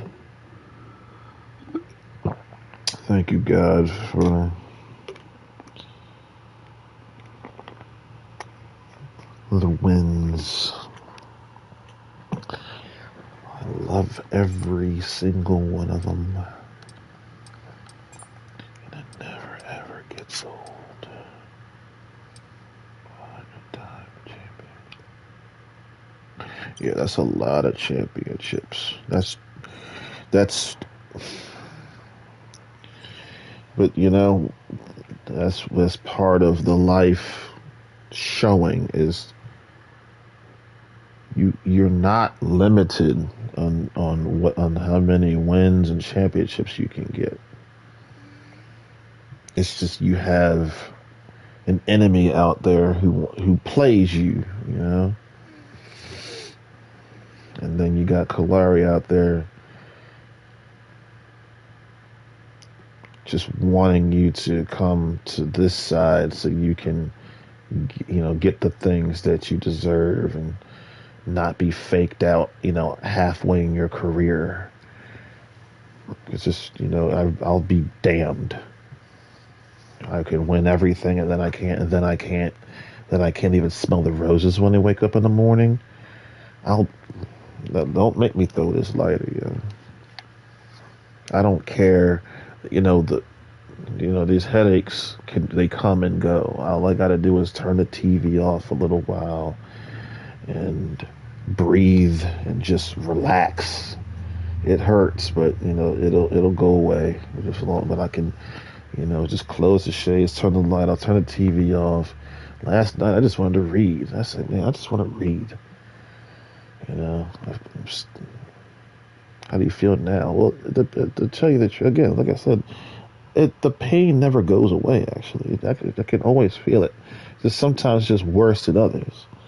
So, yeah, it's time to continue to walk on this brand spanking new path, this new world, you know, these new actions that I've never taken, this new attitude, it's like I snapped on people and I stayed that way, but I knew it wouldn't last because that's not who I really am. Well, it is, but it's not the part that is seen often because it's like the last resort, the last straw. That's the end all Kalari. That was the end all Kalari. Like when it's like there's nothing that inside of me or you or outside of me or you that can stop this. This is on. You know, I look, you know, me. It wasn't the sickness that stopped me. It was just time. I didn't, you know, I came in like a giant stepping on buildings. Then I came in as just a normal person, just walking in saying, hello, how you doing? Let's just make this perfectly clear. I don't want the drama. I don't want the smoke. Okay? The only smoke I want is the Mary Jane. That's it. And any other smoke, I'm good.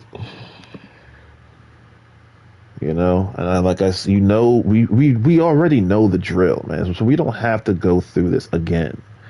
You know, let's just You know, I hear you guys always talk it. Well, I want to see it now. Some people are doing it, or some people are improving, and some people still got a little way to go. The ones who are improving, keep improving. That's what life, that's part of the life. Keep improving. I got chosen for a job because I wasn't because I was the smartest, or maybe it was, but according to what the teacher said that I was chosen because I was the one who showed the most improvement. Seemed to not understand, and just scratching along. All of a sudden, it just clicks like, oh. And then the teacher sees, like, for that moved that teacher. I think I can't remember her name actually, but you know, God bless her heart. So there's a lot of good people, but they're, you know.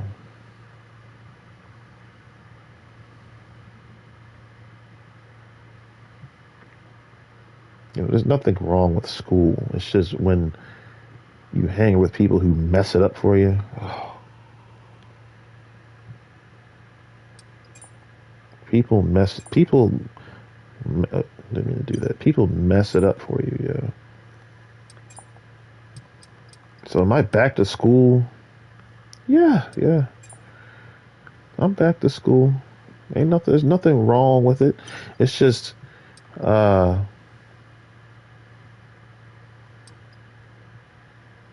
you get bad teachers, man. They screw the whole experience up for you. And you hate it. And you're traumatized. Rain.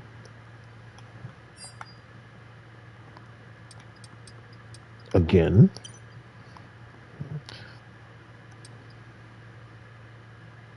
Shoot. Yeah, y'all got your rain. You're welcome. Y'all are loving that. Y'all are loving that torrential downpour. Got the wiper blades on. It's like, oh, look at that. iRacing with rain. And what is the global speech? It's about time, right? It's about time. Well, it's about time.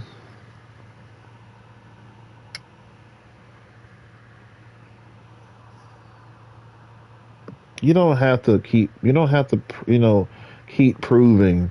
You know, Bishop Ellis, okay, let's talk about that guy. He always talk about testing somebody. It's like, how many times do you have to test somebody to see that they're okay? Stop testing me. Because you're clearly testing yourself when you're lying on purpose. I said we ain't friends no more. I haven't watched a sermon in like a month. Said I'm done with CCC. I finally have weaned myself away from all of the sermons and all the trash. You know how, and that was that was hard to do. It was. And then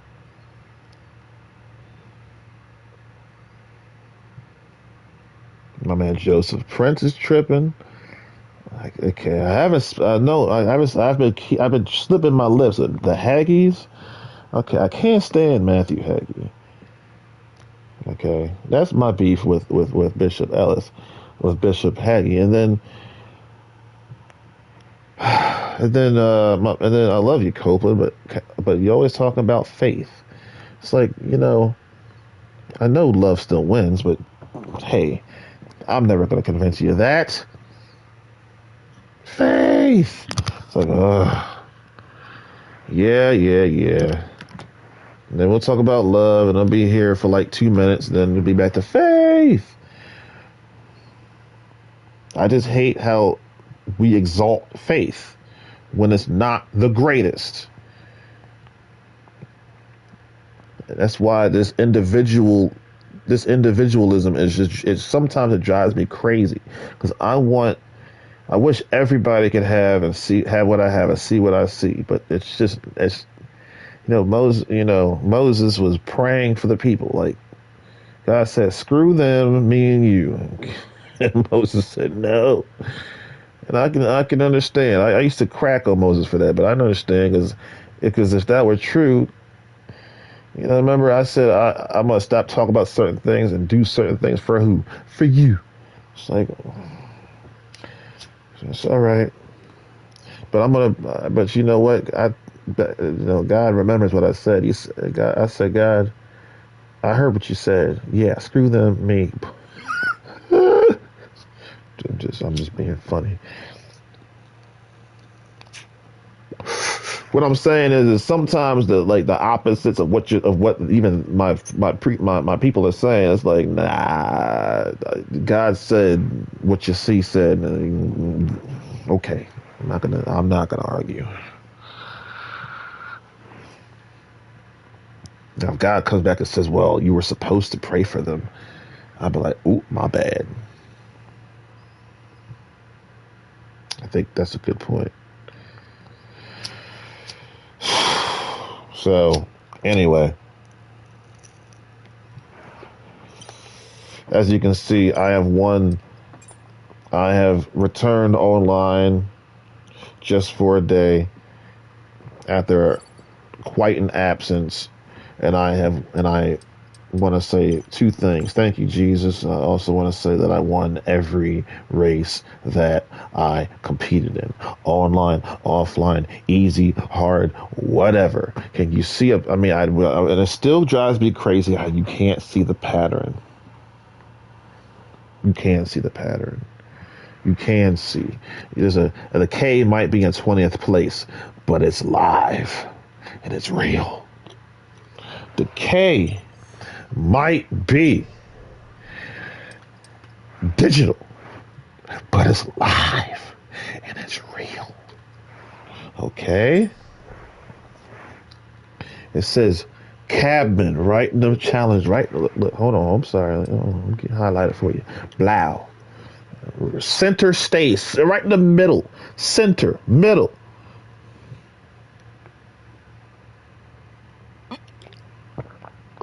I'm trying so hard. No.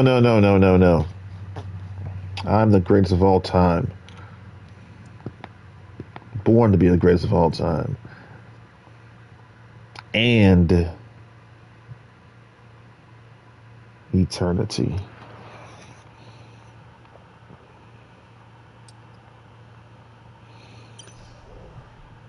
Never, ever to be beaten. I won every race. Online, offline, fake, real. So you want to come back on and run your lips? You know what? I'm sorry. The past is ugly, isn't it? You see, that's why that's why I never just do wrong and just see what happens afterwards. I don't understand how people do it. I don't know how you do it. Because it's like, let me ask you something. I've been in first place all day. Were you bored at any point in time? Honestly. No, you weren't. No, you weren't. So it's not being in first place that's boring. That's a lie. You want to know what it is? Is that people have nothing to talk about. And even if they do get inside their personal stories, it's off the hook. So anyway, I think it's time to go. I think my work here is done.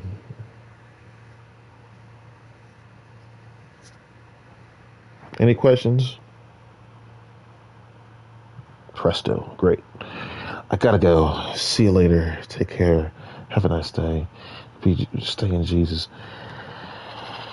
Love one another. Be nice. Blah, blah, blah, blah, blah. Have a nice day. Bye. Ciao.